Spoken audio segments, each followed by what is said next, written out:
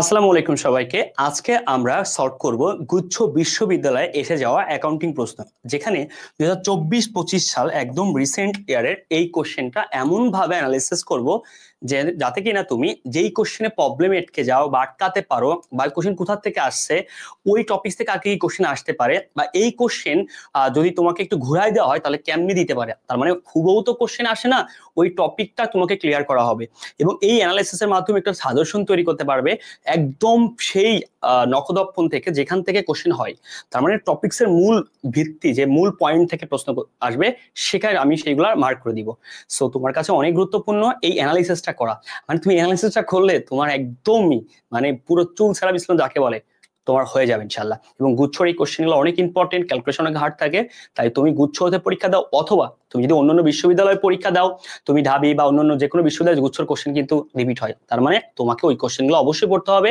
গুচ্ছর 5 ইয়ারের থেকে 6 ইয়ারের কোশ্চেন যেগুলো আছে সবকিছু কভার করতে হবে। তুমি যে কোনো বিশ্ববিদ্যালয়ের পরীক্ষা দিলেও তোমার এই গুচ্ছর কোশ্চেন পড়া লাগবে। আমি আবার বলতেছি, তুমি ঢাবিতে পরীক্ষা দিবা, তোমার গুচ্ছর রাবির সব কোশ্চেন পড়া লাগবে, কারণ তুমি জানো না এখান থেকে রিপিট হয়, ছাত্রদের প্রশ্ন ঢাবিতে রিপিট হয়। ওকে, তুমি এগুলার প্রমাণ আমাদের বিভিন্ন ভিডিওতে দেওয়া আছে।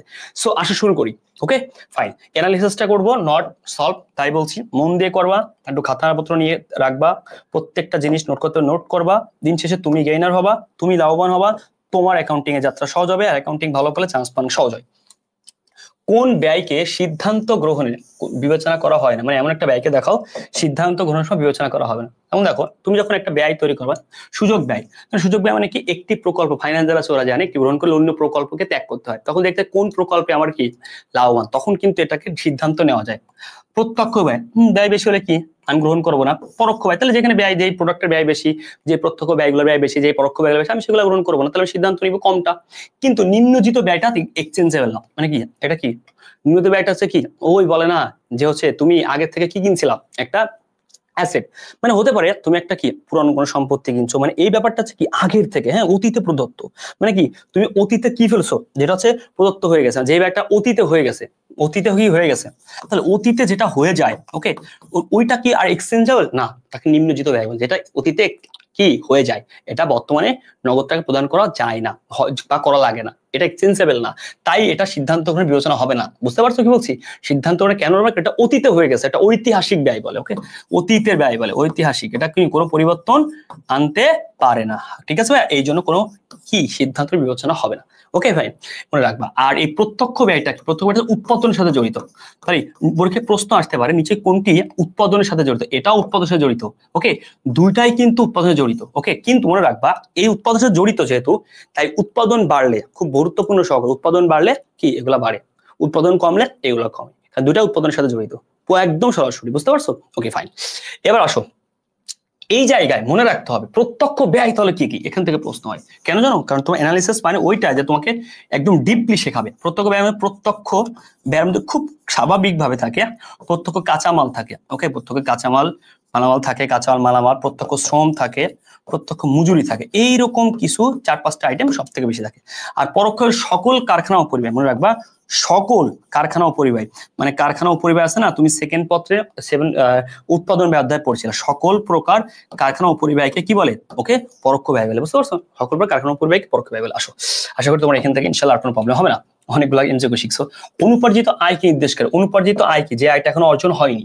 অর্জন হয়নি মানে কি, তুমি আগে টাকা নিয়ে ফেলছো এক, অনুপার্জিত আয়ের আরেক নাম প্রথমত অগ্রিম আয়। হ্যাঁ, প্রথম কথা এটা অগ্রিম আয়, ক্লিয়ার, অগ্রিম আয়। ওকে, বা মনে রাখবা যে আয় অর্জিত হয়নি, নগদ টাকা নেওয়া হয়েছে, বা বলতে পারে আয়, আয় বাবদ, আয় বাবদ কি নগদ নেওয়া হয়েছে, অগ্রিম নেওয়া হয়েছে, আয় বাবদ নগদটা কি নেওয়া হয়েছে, অগ্রিম নেওয়া হয়েছে, তাকে বলে অগ্রিম আয় বা অনুপার্জিত আয়। তাহলে আগে নেওয়া হয়েছে, তাহলে অগ্রিম আয় একটা দায়, কোন দায়, চলতি দায়। তাহলে অগ্রিম আয় যদি দায় হয়, এটাও চলতি দায়, একই কথা, এটাও কি চলতি দায়। এসা একটু মন দিয়ে শুনো, তাহলে অগ্রিম আয় যদি চলতি দায় হয়, খুব গুরুত্বপূর্ণ কথা। তাহলে আমি যদি বলি অগ্রিম ব্যয় কি, তাহলে অগ্রিম ব্যয় জাস্ট পার্থক্য ব্যয়, অগ্রিম আয়, অগ্রিম সেবা আয়, অগ্রিম কমিশন আয়, অগ্রিম ভাড়া আয়, যে কোনো আয় থাকতে পারে, এখানে যে কোনো আয় থাকতে পারে, যে কোনো ব্যয়, অগ্রিম ব্যয় একটা চলতি সম্পদ, কারণ দায়ের বিপরীতে কি চলতি সম্পদ, ক্লিয়ার। তাহলে যদি বলি যে বকেয়া আয়, বকেয়ার এক নাম কি প্রাপ্য, তাহলে বকেয়া বা প্রাপ্য আয় কি, যে আয়টা তুমি পাবা, আগেরটা কি অগ্রিম নিছিলা, ওকে, তোমার দায়। আর এই আয়টা কি বকেয়া প্রাপ্য, তুমি পাবা প্রাপ্য, সকল প্রাপ্য সম্পদ, তার মানে চলতি সম্পদ, চলতি সম্পদ। ওকে আসো, এখন তোমাকে বলি বকেয়া আয়, তাহলে অগ্রিম ব্যয় লিখছি, তাহলে বতে বকেয়া, প্রাপ্য ব্যয় হয় না, বকেয়া ব্যয় হয়, যে ব্যয় তুমি এখনো দেওনি। ওকে, অগ্রিম ব্যয় মানে আগে টাকা দিয়ে ফেলাইছো, আর বকেয়া ব্যয় মানে টাকা এখনো দেওনি, তোমার এটা দায়, চলতি দায়। ক্লিয়ার? ওকে, এই চারটার আবার সমন্বয় জাবেদা থেকে প্রশ্ন হয়, আমি ওখানে যাব না, আমি একমাত্র অগ্রিম ব্যয়টা ক্লিয়ার করার ট্রাই করলাম, সরি অগ্রিম আয়। অগ্রিম আয়টার কি ক্লিয়ার তুমি, তাহলে অগ্রিম আয় কি, চলতি দায়, তাহলে এখন দায়টা বৃদ্ধি হয়। ওকে ফাইন, এখন এই জায়গাটা ভুল কথা, দায়টা বৃদ্ধি হয় কখন, খুব গুরুত্বপূর্ণ, খুবই গুরুত্বপূর্ণ অগ্রিম আয়ের ফলে। তাহলে অগ্রিম আয় খুব মন দিয়ে শুনো, খুবই মন দিয়ে শুনো, অগ্রিম আয় স্বাভাবিকভাবে, হ্যাঁ খুব গুরুত্বপূর্ণ, খুবই গুরুত্বপূর্ণ, অগ্রিম আয় যখন সাধারণভাবে হয়, ওকে সাধারণভাবে, ওকে সাধারণভাবে কি হয়, দায়টা বৃদ্ধি হয়। কিন্তু যদি বলি এটা সমন্বয় করলে দায়টা হ্রাস পায়। স্যার আমি কেমনে বলছো, পরীক্ষায় কোনটা চাইছে, পরীক্ষায় কিন্তু সমন্বয়ের কথা বলেনি, তাহলে সমন্বয় বলেনি, তাহলে সমন্বয় বলেনি মানে এটা স্বাভাবিক কথা বলেছে। ওকে সিম্পল কথা, আই রিপিট, অনেকে এই কোশ্চেন নিয়ে কিন্তু তোমাকে ভুল মানে সঠিকভাবে পড়াবে, কিন্তু অনেক ইনফরমেশন গ্যাপ দিবে, তো তোমরা অনেক সময় কি চুরি করবা। তো এটা ভালো করে শুনো, স্বাভাবিকভাবে কি এটা একটা দায় বাড়ছে, কিন্তু সমন্বয় জাবেদা করতে বলে তখন কিন্তু দায় হ্রাস। কিভাবে স্বাভাবিকভাবে, কিভাবে ভালো করে দেখো, স্বাভাবিকভাবে হচ্ছে যখন অগ্রিমে স্বাভাবিকভাবে মানে স্বাভাবিক জাবেদা, তো তুমি নগদ টাকা পাইছো, নগদান ডেবিট, মানে জাবেদা তো করে দেখো এ প্লাস, আর অগ্রিম আর একটা দায়, এটা আমার কি এল প্লাস। কিন্তু যখন সমন্বয় জাবেদা বলা হয় তখন কি হয় জানো, জাবেদা হয় অগ্রিম আয় ডেবিট। ভাই আমি কেমনে বুঝবো অগ্রিম আয় ডেবিট, ভাই আমি তোমাকে শিখাই দিচ্ছি। সমন্বয় জাবেদা করলে কি হয়, সমন্বয় জাবেদা মানে হচ্ছে অগ্রিম আয় থেকে কিছু অর্জিত হয়েছে, বাংলা ভাষায় অগ্রিম আয় মানে আয় ক্রেডিট, অগ্রিম আয় ক্রেডিট, ঠিক আছে ডেবিট, ঠিক আছে। তাহলে আয় আমার ক্রেডিট মানে ওই প্লাস, আর অগ্রিম একটা দায়, দায় কখন ডেবিট হয়, এল মাইনাস, এই যে বুঝতে পারছো। তাহলে কেন আয় ক্রেডিট, কারণ অগ্রিম আয় থেকে আয় অর্জিত হয়, তাহলে এটুকু কি অগ্রিম আয় থেকে অর্জিত হয়েছে। ক্লিয়ার? একে বলে সমন্বয় জাবেদা, তার এক কথায় অগ্রিম আয়ের সমন্বয় জাবেদা। পরীক্ষা এই প্রশ্ন হয়, সমন্বয় না করলে কি, ওদিকে যাবো না, ওদিকে আবার আরেকটা চ্যাপ্টার। তাহলে আপাতত অগ্রিম আয়ের ফলে সাধারণভাবে এটা, আর সমন্বয় এটা, আর সমন্বয় না দিলে কি হবে, উল্টে যাবে। আসো তাহলে আলটিমেটলি এই টপিকস পুরোটাই ক্লিয়ার, অগ্রিম আয়টা আশা করি তোমার যেই কোনো ভাবে প্রশ্ন আসবে তুমি পারবা ইনশাল্লাহ। ওকে আসো দেখো নিচে কোনটি মিশ্র ব্যয়, মিশ্র ব্যয় আর একটা কি জানো, মিশ্র ব্যয় আধা পরিবর্তনশীল ব্যয়। ওকে মিশ্র মানে কি, কিছুটা থাকবে এখানে আধা পরিবর্তনশীল ব্যয়, একই জিনিস, কিছুটা থাকবে স্থায়ী, কিছুটা থাকবে স্থায়ী, আর প্লাস কিছুটা থাকবে কি জানো, পরিবর্তনশীল।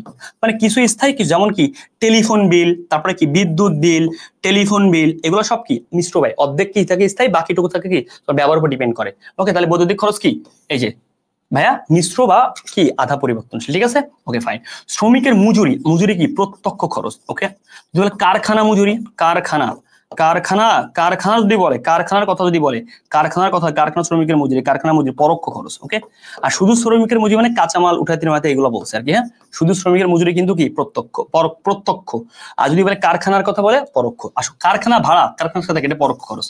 ওকে কারখানা ভাড়া হচ্ছে পরোক্ষ খরচ, ঠিক আছে ভাই। ও যন্ত্রপাতি অবযন্ত্রটি কই থাকে, কারখানায় থাকে, এটা পরোক্ষ খরচ, কারণ কারখানায় তো ব্যবহার হয়। আশা করি তুমি এখান থেকে পারবা ইনশাল্লাহ।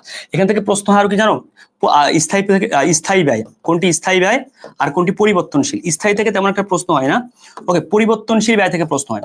পরিবর্তনশীল সব থেকে প্রশ্ন হয় কি জানো, প্রত্যক্ষ কাঁচামাল, মালামাল, প্রত্যক্ষ কাঁচামাল, প্রত্যক্ষ মালামাল, এগুলো থেকে প্রশ্ন হয়। যে প্রত্যক্ষ মালামাল এটা কি পরিবর্তনশীল, কিন্তু উৎপাদনের সাথে সাথে পরিবর্তনশীল। পরীক্ষায় প্রশ্ন হবে কোনটি উৎপাদনের সাথে সাথে বৃদ্ধি হয়, কোনটি উৎপাদনের সাথে হ্রাস হয়, এই কাঁচামাল মালামাল থেকে অ্যান্সার করো, আমি বলে দিচ্ছি প্রশ্ন হবে ইনশাল্লাহ ইনশাল্লাহ ইনশাল্লাহ ইনশাল্লাহ। আসো এইটুকু ক্লিয়ার। এবার আসো এখানে বলা আছে অগ্রিম বেতন। আচ্ছা বেতন একটা কি ব্যয়, একটু আগে পড়াইছিলাম মনে আছে, একটু আগে বেতন একটা ব্যয়, তাহলে এর আগে অগ্রিম আছে, অগ্রিম ব্যয় একটা কি চলতি সম্পদ। প্রথম কথা ক্লিয়ার হইলাম আমরা। হ্যাঁ আসো এত টাকা 2000 টাকা, লেনদেন তার হিসাব সমীকরণে কি পরিবর্তন হবে। আচ্ছা এখানে কি বলছে, তাহলে অগ্রিম ব্যয় প্রদান। আচ্ছা এক কথায় এই যে এর আগে বলেছিলাম অগ্রিম আয়, অগ্রিম ব্যয় এগুলো স্বাভাবিক একটা জাবেদা, একটা সমন্বয় জাবেদা। তাহলে এখানে স্বাভাবিক কথা বলছে, তাহলে ব্যয় প্রদান করছে, তাহলে ব্যয় দিয়ে দিলে কি হবে, নগদ টাকা চলে যায়, নগদান কি, নগদ টাকা চলে গেলে ক্রেডিট, নগদান ক্রেডিট এ মাইনাস, আর অগ্রিম ব্যয় দিছে, তাহলে অগ্রিম ব্যয় কি দিছে, যা দিছে তা, তাহলে অগ্রিম বেতন দিছে, অগ্রিম বেতন সম্পদ, সম্পদ কখন ডেবিট হয়, সম্পদ বৃদ্ধি পেলে এ প্লাস আর এ মাইনাস, তাহলে বলতে পারি সম্পদ বৃদ্ধি সম্পদ হ্রাস। ওকে জাবেদা করলে হয়েছে, সমন্বয় জাবেদা বলতো স্যার, এখানে তো সমন্বয় জাবেদা বলেনি, ইয়েস বলেনি, যদি বলতো ভাইয়া মনে রাখবা এইটা সমন্বয় জাবেদা কি, তাহলে খুব গুরুত্বপূর্ণ কথা, ব্যয়ের ক্ষেত্রে ব্যয় সারা জীবন ডেবিট হয়, ডেবিট। ওকে ফাইন, আর তাহলে বাকি কি হবে, অগ্রিম বেতন বা অগ্রিম ব্যয় ক্রেডিট, তখন কি হইতো, এই যে সমন্বয় দিলে ওই মাইনাস আর এই মাইনাস, তাহলে এক মাইনাস অগ্রিম বেতন একটা সম্পদ ক্রেডিট হয়েছে। এখন প্রশ্ন কেন, মনে রাখবা অগ্রিম ব্যয় বা অগ্রিম বেতন একই জিনিস। সমন্বয় জাবেদা মানে ওখান থেকে কিছু ব্যয় হয়েছে, সমন্বয় জাবেদা কতটুকু দিই, ব্যয়ের দিই, সমন্বয় জাবেদা কতটুকু দিই, ব্যয়, তাই আমরা ব্যয় হয়েছে, দ্যাটস মিন হচ্ছে আমি ব্যয়টাকে ডেবিট করলাম, আর অগ্রিম বেতন থেকে ব্যয় হয়েছে না, তো অগ্রিম বেতন কমে গেছে, অগ্রিম বেতন সম্পদ কমে গেল, ক্রেডিট। তাহলে বকেয়া আয়ের সমন্বয় জাবেদা কিংবা প্রাপ্য আয়, আয় তো ক্রেডিট সারা জীবন, শর্ট টেকিং হলো, আয় সারা জীবন ক্রেডিট, তাহলে এখানে বকেয়া বা প্রাপ্য আয় ডেবিট। বুঝতে, বকেয়া ব্যয়ের কি, ব্যয় সারা জীবন ডেবিট, তাহলে ব্যয় ডেবিট, বকেয়া ব্যয় ক্রেডিট। ও ভাই এই ক্লাসে, আর যদি বলে বকেয়া ব্যয় নগদে পরিশোধ, তাহলে কি নগদান ক্রেডিট, বকেয়া বেতন, বকেয়া ব্যয় ডেবিট। আলটিমেটলি আর তুমি দুইটা ভাবেই করা যায়, একটা নগদে পরিশোধ আর একটা সমন্বয় জাবেদা।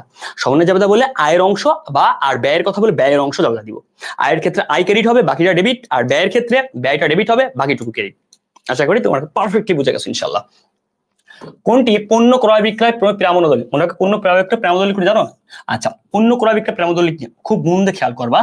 দলিলের ক্ষেত্রে যদি বলে ধারে পণ্য ক্রয় বিক্রয়, ভালো করে শোনো, ধারে পণ্য ক্রয় বিক্রয় যদি বলে তাহলে দলিল হচ্ছে চালান।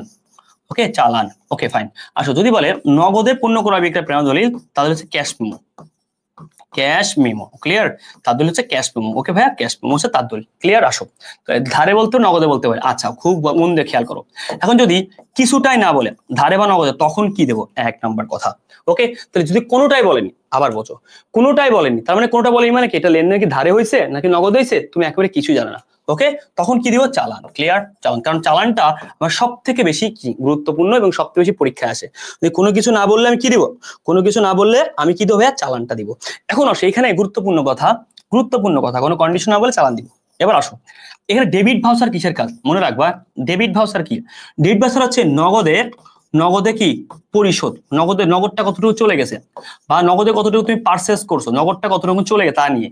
আর ক্রেডিট ভাউচার, ভাউচার, ভাউচার মানে তুমি কতটুকু নগদে কি করছো, সরি তুমি কতটুকু, হ্যাঁ নগদে তুমি বিক্রি করছো, মানে একটা হচ্ছে নগদে কতটুকু ক্রয় করছো, তোমার খরচের হিসাব লেখে, নগদে কতটুকু ক্রয় করছো, কতটুকু তোমার নগদে খরচ হয়েছে, তার নাম হচ্ছে ক্রেডিট ভাউচার। আর কতটুকু তুমি নগদের মাধ্যমে সেল করছো, ইনকাম করছো, আর ক্রেডিট ভাউচার।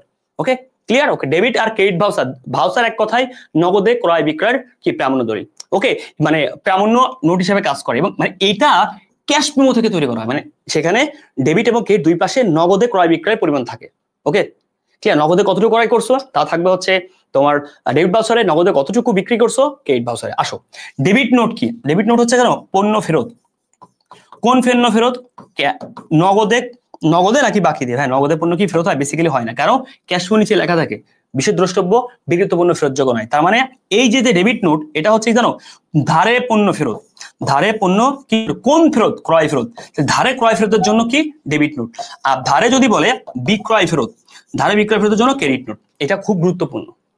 ধারে ক্রয় ফেরতের জন্য ডেবিট নোট, ধারে বিক্রয় ফেরতের জন্য ক্রেডিট নোট। আর মনে রাখবা ধারে ক্রয় ফেরতের জন্য ক্রয় জাবেদা, জাবেদার ক্ষেত্রে বললে জাবেদা, ক্রয় জাবেদা, ধারে বিক্রয় ফেরতের জন্য বিক্রয় জাবেদা। আর যদি এগুলো অ্যান্সার না থাকে সাধারণ জাবেদা মেরে দেবে ঠাস করে, ক্লিয়ার? অ্যান্সার না পেলে তাহলে আমি কি বুঝলাম? ধারে পণ্য ক্রয় ফেরত, ধারে ক্রয়কৃত পণ্য ফেরতের জন্য ডেবিট নোট, ধারে বিক্রিত ফেরতের জন্য ক্রেডিট নোট। আর এই ধারে ক্রয় ফেরতের জন্য আমার আবার জাবেদার কথা বলে ডেবিট ক্রয় জাবেদা, আর বিক্রয় জাবেদার কথা বললে বিক্রয় জাবেদা। এগুলো পরীক্ষা আসে, ঠিক আছে? আসো, আর এই চালান এবং ক্যাশ মেমো কি লেখা জানো? CALAN, চালান। দেখো তো 1 2 3 4 5, 5টা ঘর লাগছে, এর ছক হচ্ছে 5টি। এই ক্যাশ মেমো কি চালান ভাই ভাই, এর ছক 5টি। এই দুটার ক্ষেত্রে কার স্বাক্ষর থাকে? বিক্রেতার। ওকে, পরীক্ষা প্রশ্ন হবে টপ নচ করছে এই চালানের নিচেই কি লেখা থাকে বিশেষ দ্রষ্টব্য দিয়ে, এখানে প্রশ্ন হয়। এখানে লেখা থাকে কি বলতো? এখানে লেখা থাকে কি বিশেষ বিকৃত পণ্য ভুল ত্রুটি সংশোধনযোগ্য। এই পরীক্ষা রিটার্ন আসতে পারে, এমসিকিউ তো আসে।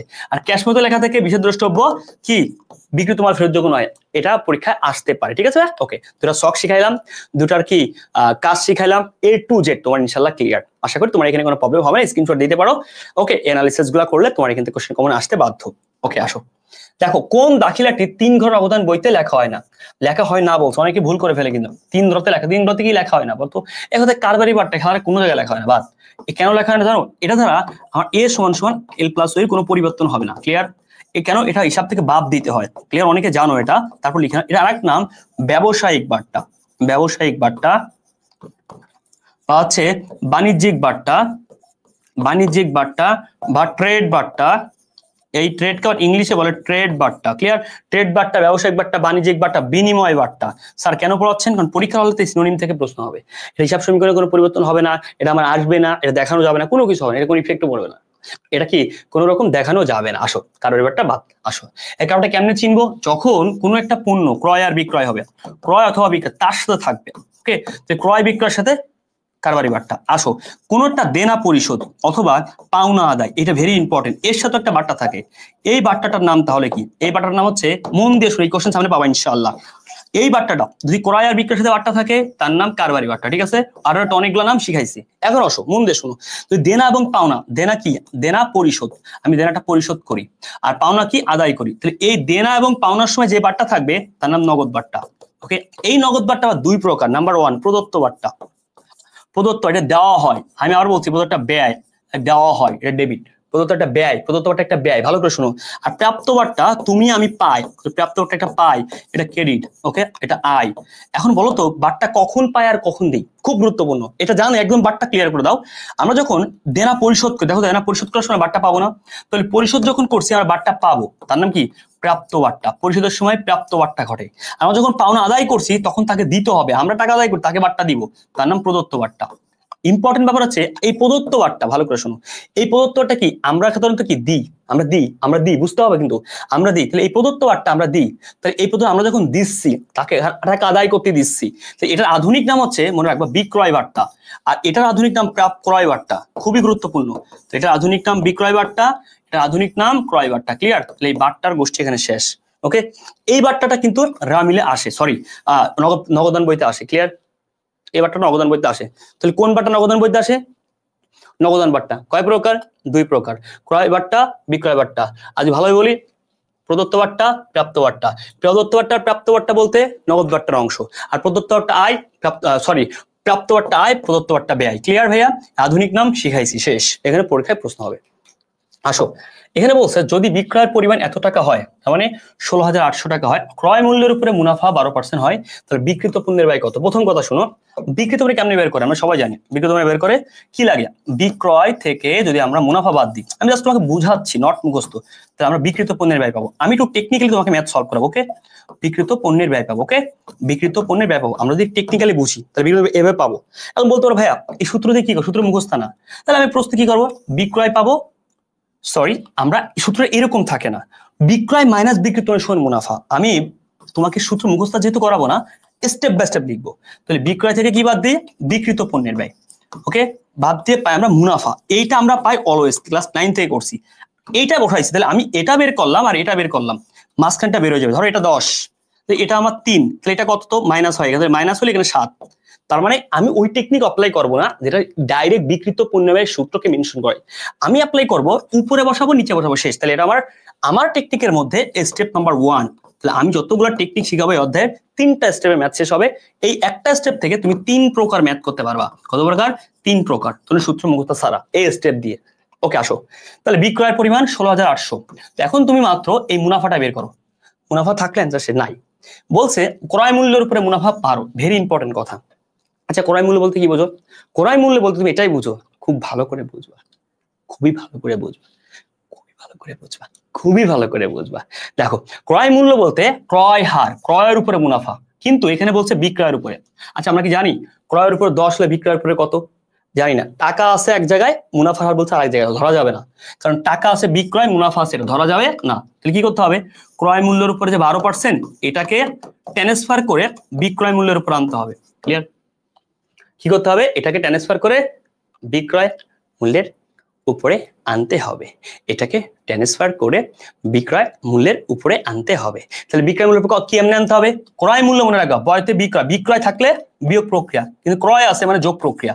তাহলে যোগ প্রক্রিয়া কিভাবে? উপরে 12/100 যোগ 12 গুণ 100। তাহলে 12/112 গুণ কাটাকাটি করতে হবে। আসো তোমাকে কাটাকাটির আগে শিখাই, খুব মন দিয়ে খেয়াল করো, এখানে দেখার ট্রাই করো একটু। তাহলে 12/112। এখন প্রশ্ন হচ্ছে গুণ হচ্ছে 100। এখন এই 12/112 এটা কিভাবে যাবে? এই কাটাকাটিটা কিন্তু অনেক ইম্পর্টেন্ট, অনেক ইম্পর্টেন্ট। মানে এটা যদি তুমি ভালো করে না পারো এই কাটাকাটি গুলা, দেন তুমি বুঝছো যেহেতু ক্যালকুলেটর নাই, তুমি কিন্তু ভালো লেভেল একটা বিপদে পড়বা। ঠিক আছে ভাইয়া? তাই তোমার উচিত ভালো করে আগের থেকে শিখে যাওয়া কাটাকাটি গুলো। তাহলে 12 মধ্যে যদি কাটাকাটি করা হয়, 12 গুণ 10 মানে 10 বার গেলে কত হয়? এখানে খেয়াল করে 12 কে 12, ওকে ফাইন। নিচে কত হবে ভাইয়া দেখো তো একটু কাইন্ডলি। 12, ও সরি 8টা ভুল হয়েছে, এখানে আমি 100 গুণ করে নিই, তাহলে 1200। 1200 ভাগ 12 112, তাহলে 112 1200 মধ্যে কয়বার যাবে?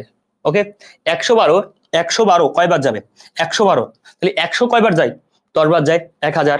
ওকে 112 গুণ হচ্ছে কত? তুমি 10 গুণ করলে কি হবে? 10 গুণ করা মানে ভালো করে বুঝো, আমি তোমাকে একদম পানির মতো শিখাচ্ছি ভাইয়া। তাহলে 112 কয়বার যায়? ধরো 10 বার যায়, 10 বার কেমনে বুঝলাম?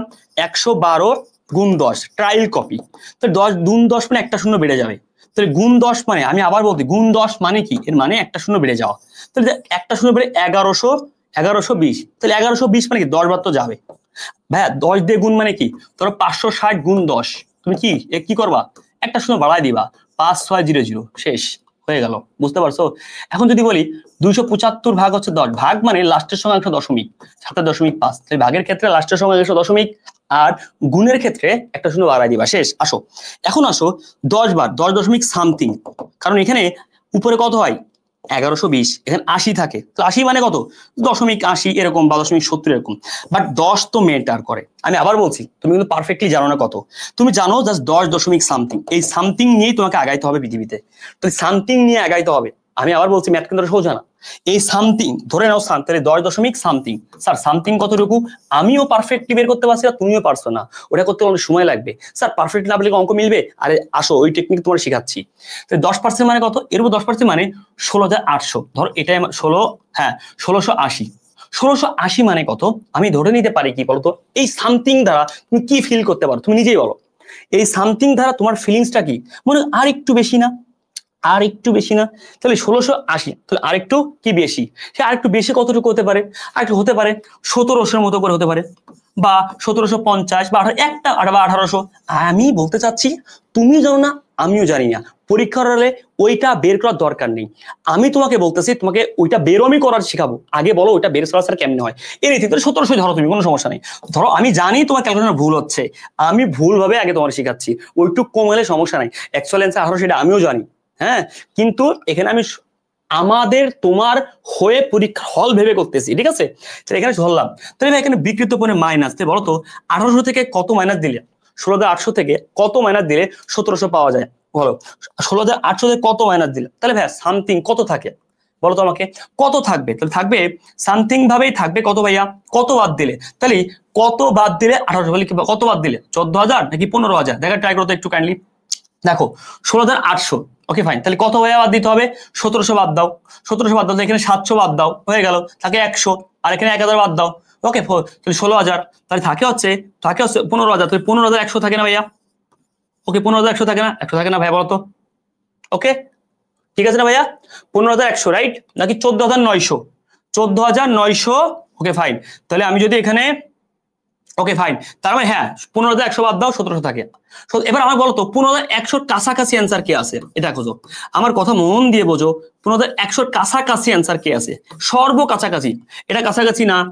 15,100, 15,100 কাছাকাছি কে আছে? 15,100 কাছাকাছি কে আছে?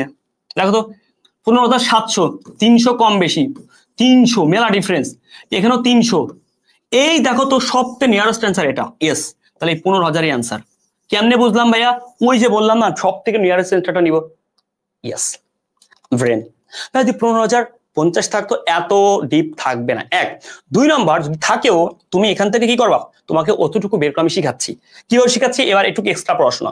আমি আবার বলছি, একটু এক্সট্রা পড়াশোনা। আমি তোমাকে ম্যাথ টেকনিক শেষ, এবার এক্সট্রা পড়াশোনা, আই রিপিট, এক্সট্রা পড়াশোনা, এবং কঠিন যারা শিখতে হবে তারা এখানে শিখো। উপরে 12/112, ভালো করে শুনো, তুমি আমার ফ্যান হয়ে যাবে ইনশাল্লাহ হয়তো এই টেকনিক শিখলে। 12/112 গুণ হচ্ছে 1200/112, তাহলে কত থাকে উপরে? তাহলে উপরে থাকলে হচ্ছে কাটাকাটি করলে তোমার হচ্ছে কি হয়? 10 দশমিক সামথিং। সামথিং মানে উপরে কত হয়েছিল? 1180। তো 1180 যদি হয়, খুব মন দিয়ে খেয়াল করো, খুব মন দিয়ে খেয়াল করো, 1120 তাহলে বাকি থাকে 80, সরি 1120, তাহলে উপরে থাকে 80, নিচে হচ্ছে 100, কি নিচে হচ্ছে 112। তাহলে ব্যাপারটা হচ্ছে কিরকম জানো? এই 112 80-র মধ্যে কয়বার যায়? একবার তো যায় না, একবার তো যায় না কখনো। তাহলে একবার তো, কারণ 112 একবার গুণ করলে 112 হয়, তো উপর হচ্ছে 80, 80 মিনস কম। তাহলে 80 মিনস কম, তাহলে কত পার্সেন্ট হবে? কিভাবে বের করবো? দশমিক সামথিং। যখন ভাগের ক্ষেত্রে নিচেই থাকবে বেশি, উপরে কম, তখন কি করবো জানো? এই টাকার উপরে কত পার্সেন্ট করলে 80 হয় সেটা চিন্তা করবো। আই রিপিট, যখন ভাগের ক্ষেত্রে নিচেই বেশি উপরে কম, ভাগের ক্ষেত্রে নিচেই বেশি উপরে কম, আমি যদি বলি 10/7, তাহলে কি ভাগ করা যাবে না? তাহলে কি দশমিক আসবে? তার মানে এইটার উপরে কত পার্সেন্ট 7 হয়? সেটা অ্যান্সার হবে। ওকে, আসো। তার মানে এটার উপর কত পার্সেন্ট আসি হয়? 10% করলে আসি হয় না, 10% করলে 11 সামথিং, কারণ পার্সেন্টেজ বা 12 হবে। এরকম করে করে 70 করলে কত হয়? 70, 77, 77 মানে 70 সামথিং। 80 করলে তো হবে না। ওকে, বেশি বা 80, 70 বা 80%। ওকে, তাহলে 0.70 বা 80 মানে 0.70 বা 80, তো এরকম একটা অ্যামাউন্ট ধরতে হবে। মানে অ্যাকুরেট অ্যান্সার বের করতে আরো ডিপ চাওয়া লাগবে। এতটুকু বুঝলা যে 112 উপরে 70 বা 80% করলে অ্যান্সার, তাহলে 70 বা 80% মানে 0.70, ওইটা ধরে করলে তুমি ভাইয়া আগাইতে পারবা, মিলাইতে পারবা। কিন্তু আমি রিকোয়েস্ট করি এত ঝামেলা যাবা না, আর এত ঝামেলা পরীক্ষা দিবে না। তোমাকে আমি দেখাইলাম এটা প্রপার সলিউশন কিভাবে করা যায় উইদাউট ক্যালকুলেটর। ওকে, তুমি ভাইয়া যদি না বুঝো আবার দেখো, রিকোয়েস্ট করতেছি আবার দেখো, পারবা। তুমি ওইরকম ভাবে করো, তুমি ডিপলি যাও না, তুমি ভালো করবা এবং তুমি পেঁচাবা না পরীক্ষার হলে। নিচে মুনাফা জাতীয় ব্যয়। আচ্ছা, মুনাফা জাতীয় ব্যয় মানে কি? যে ব্যয়টা প্রতিনিয়ত হয়। ওকে, এই ব্যয়টা সব থেকে ঝামেলা করে জানো, প্রতিনিয়ত হয়। আর যেটা অনেকদিন পর পর হয় তার নাম হচ্ছে কি জানো? তার নাম মূলধন জাতীয় ব্যয়। এই যন্ত্রপাতির মূল্য ঝামেলা মনে রাখবা, খুবই গুরুত্বপূর্ণ। এখান থেকে ম্যাথও আসে। যন্ত্রপাতির সাথে তুমি যন্ত্রপাতি পারচেস করছো, তার জাহাজ ভাড়া, তার ক্রয় পরিবহন, খুব গুরুত্বপূর্ণ সকল লিখো, তার আমদানি শুল্ক, ওকে, নট রপ্তানি শুল্ক, নট রপ্তানি, ওকে, রপ্তানি, তার সংস্থাপন ব্যয়, তার সংস্থাপন মজুরি, ওকে, তার সংস্থাপন মজুরি, তার জাহাজ ভাড়া, তার হচ্ছে আমদানি শুল্ক। ওকে, এই যে যতগুলো খরচ আছে, ওকে, যত এই সবকিছুই এর সাথে যায়। তো যন্ত্রপাতির সাথে বা মেশিনের সাথে এগুলো হয়, এদেরকেও একসাথে মিলে বলে মূলধন জাতীয় ব্যয়। ওকে, মূলধন জাতীয় কেন? এগুলো যন্ত্রের সাথে থাকে। কিন্তু কিন্তু কিন্তু যদি বলে মেরামত, বীমা, এই দুটো কোশ্চেন সব থেকে ইম্পর্টেন্ট। রপ্তানি শুল্ক, এই সবকিছুই কি যন্ত্রপাতি কেনার সময় জড়িত না, কেনার পরে, তাই এগুলাকে বলে মুনাফা জাতীয়। তাহলে কোন ব্যয়গুলা ছোটখাটো কিন্তু যন্ত্রপাতির সাথে থাকে? যেমন ক্রয় পরিবহন। ওকে ভাই, তারপরে কি বিক্রয় পরিবহন, এটাও কি এখানে বসবে। তাহলে এই ব্যয় খুবই গুরুত্বপূর্ণ। কোন ব্যয়গুলো ছোট কিন্তু মূলধন জাতীয়? সেগুলো যখন কোনো জাহাজ স্বাভাবিকভাবে কি নরমাল ব্যয়, যন্ত্রের সাথে থাকে, যন্ত্রপাতির মধ্যে থাকবে, এই জন্য এটা মূলধন জাতীয় ব্যয়। ক্রয় পরিবহন, ওকে, বা আন্তঃপরিবহন, কি পরিবহন, ক্লিয়ার, আন্তঃপরিবহন, ক্লিয়ার। ওকে, তার আমদানি শুল্ক বা নগর শুল্ক, এক কথায় যা যা সাথে থাকে। ওকে, খুবই গুরুত্ব। এখান থেকে প্রশ্ন এইভাবে হয় এবং এখান থেকে ম্যাথ থাকে। কি ম্যাথ থাকে জানো? আমি কত মন দিয়ে শুনো ভাই, বিশ্বাস করো, ম্যাথ থাকে।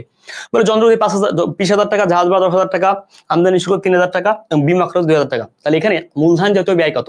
এই বীমা বাদে বাকিগুলো মূলধন জাতীয় ব্যয়। বলবে এখানে মুনাফা জাতীয় ব্যয় কত?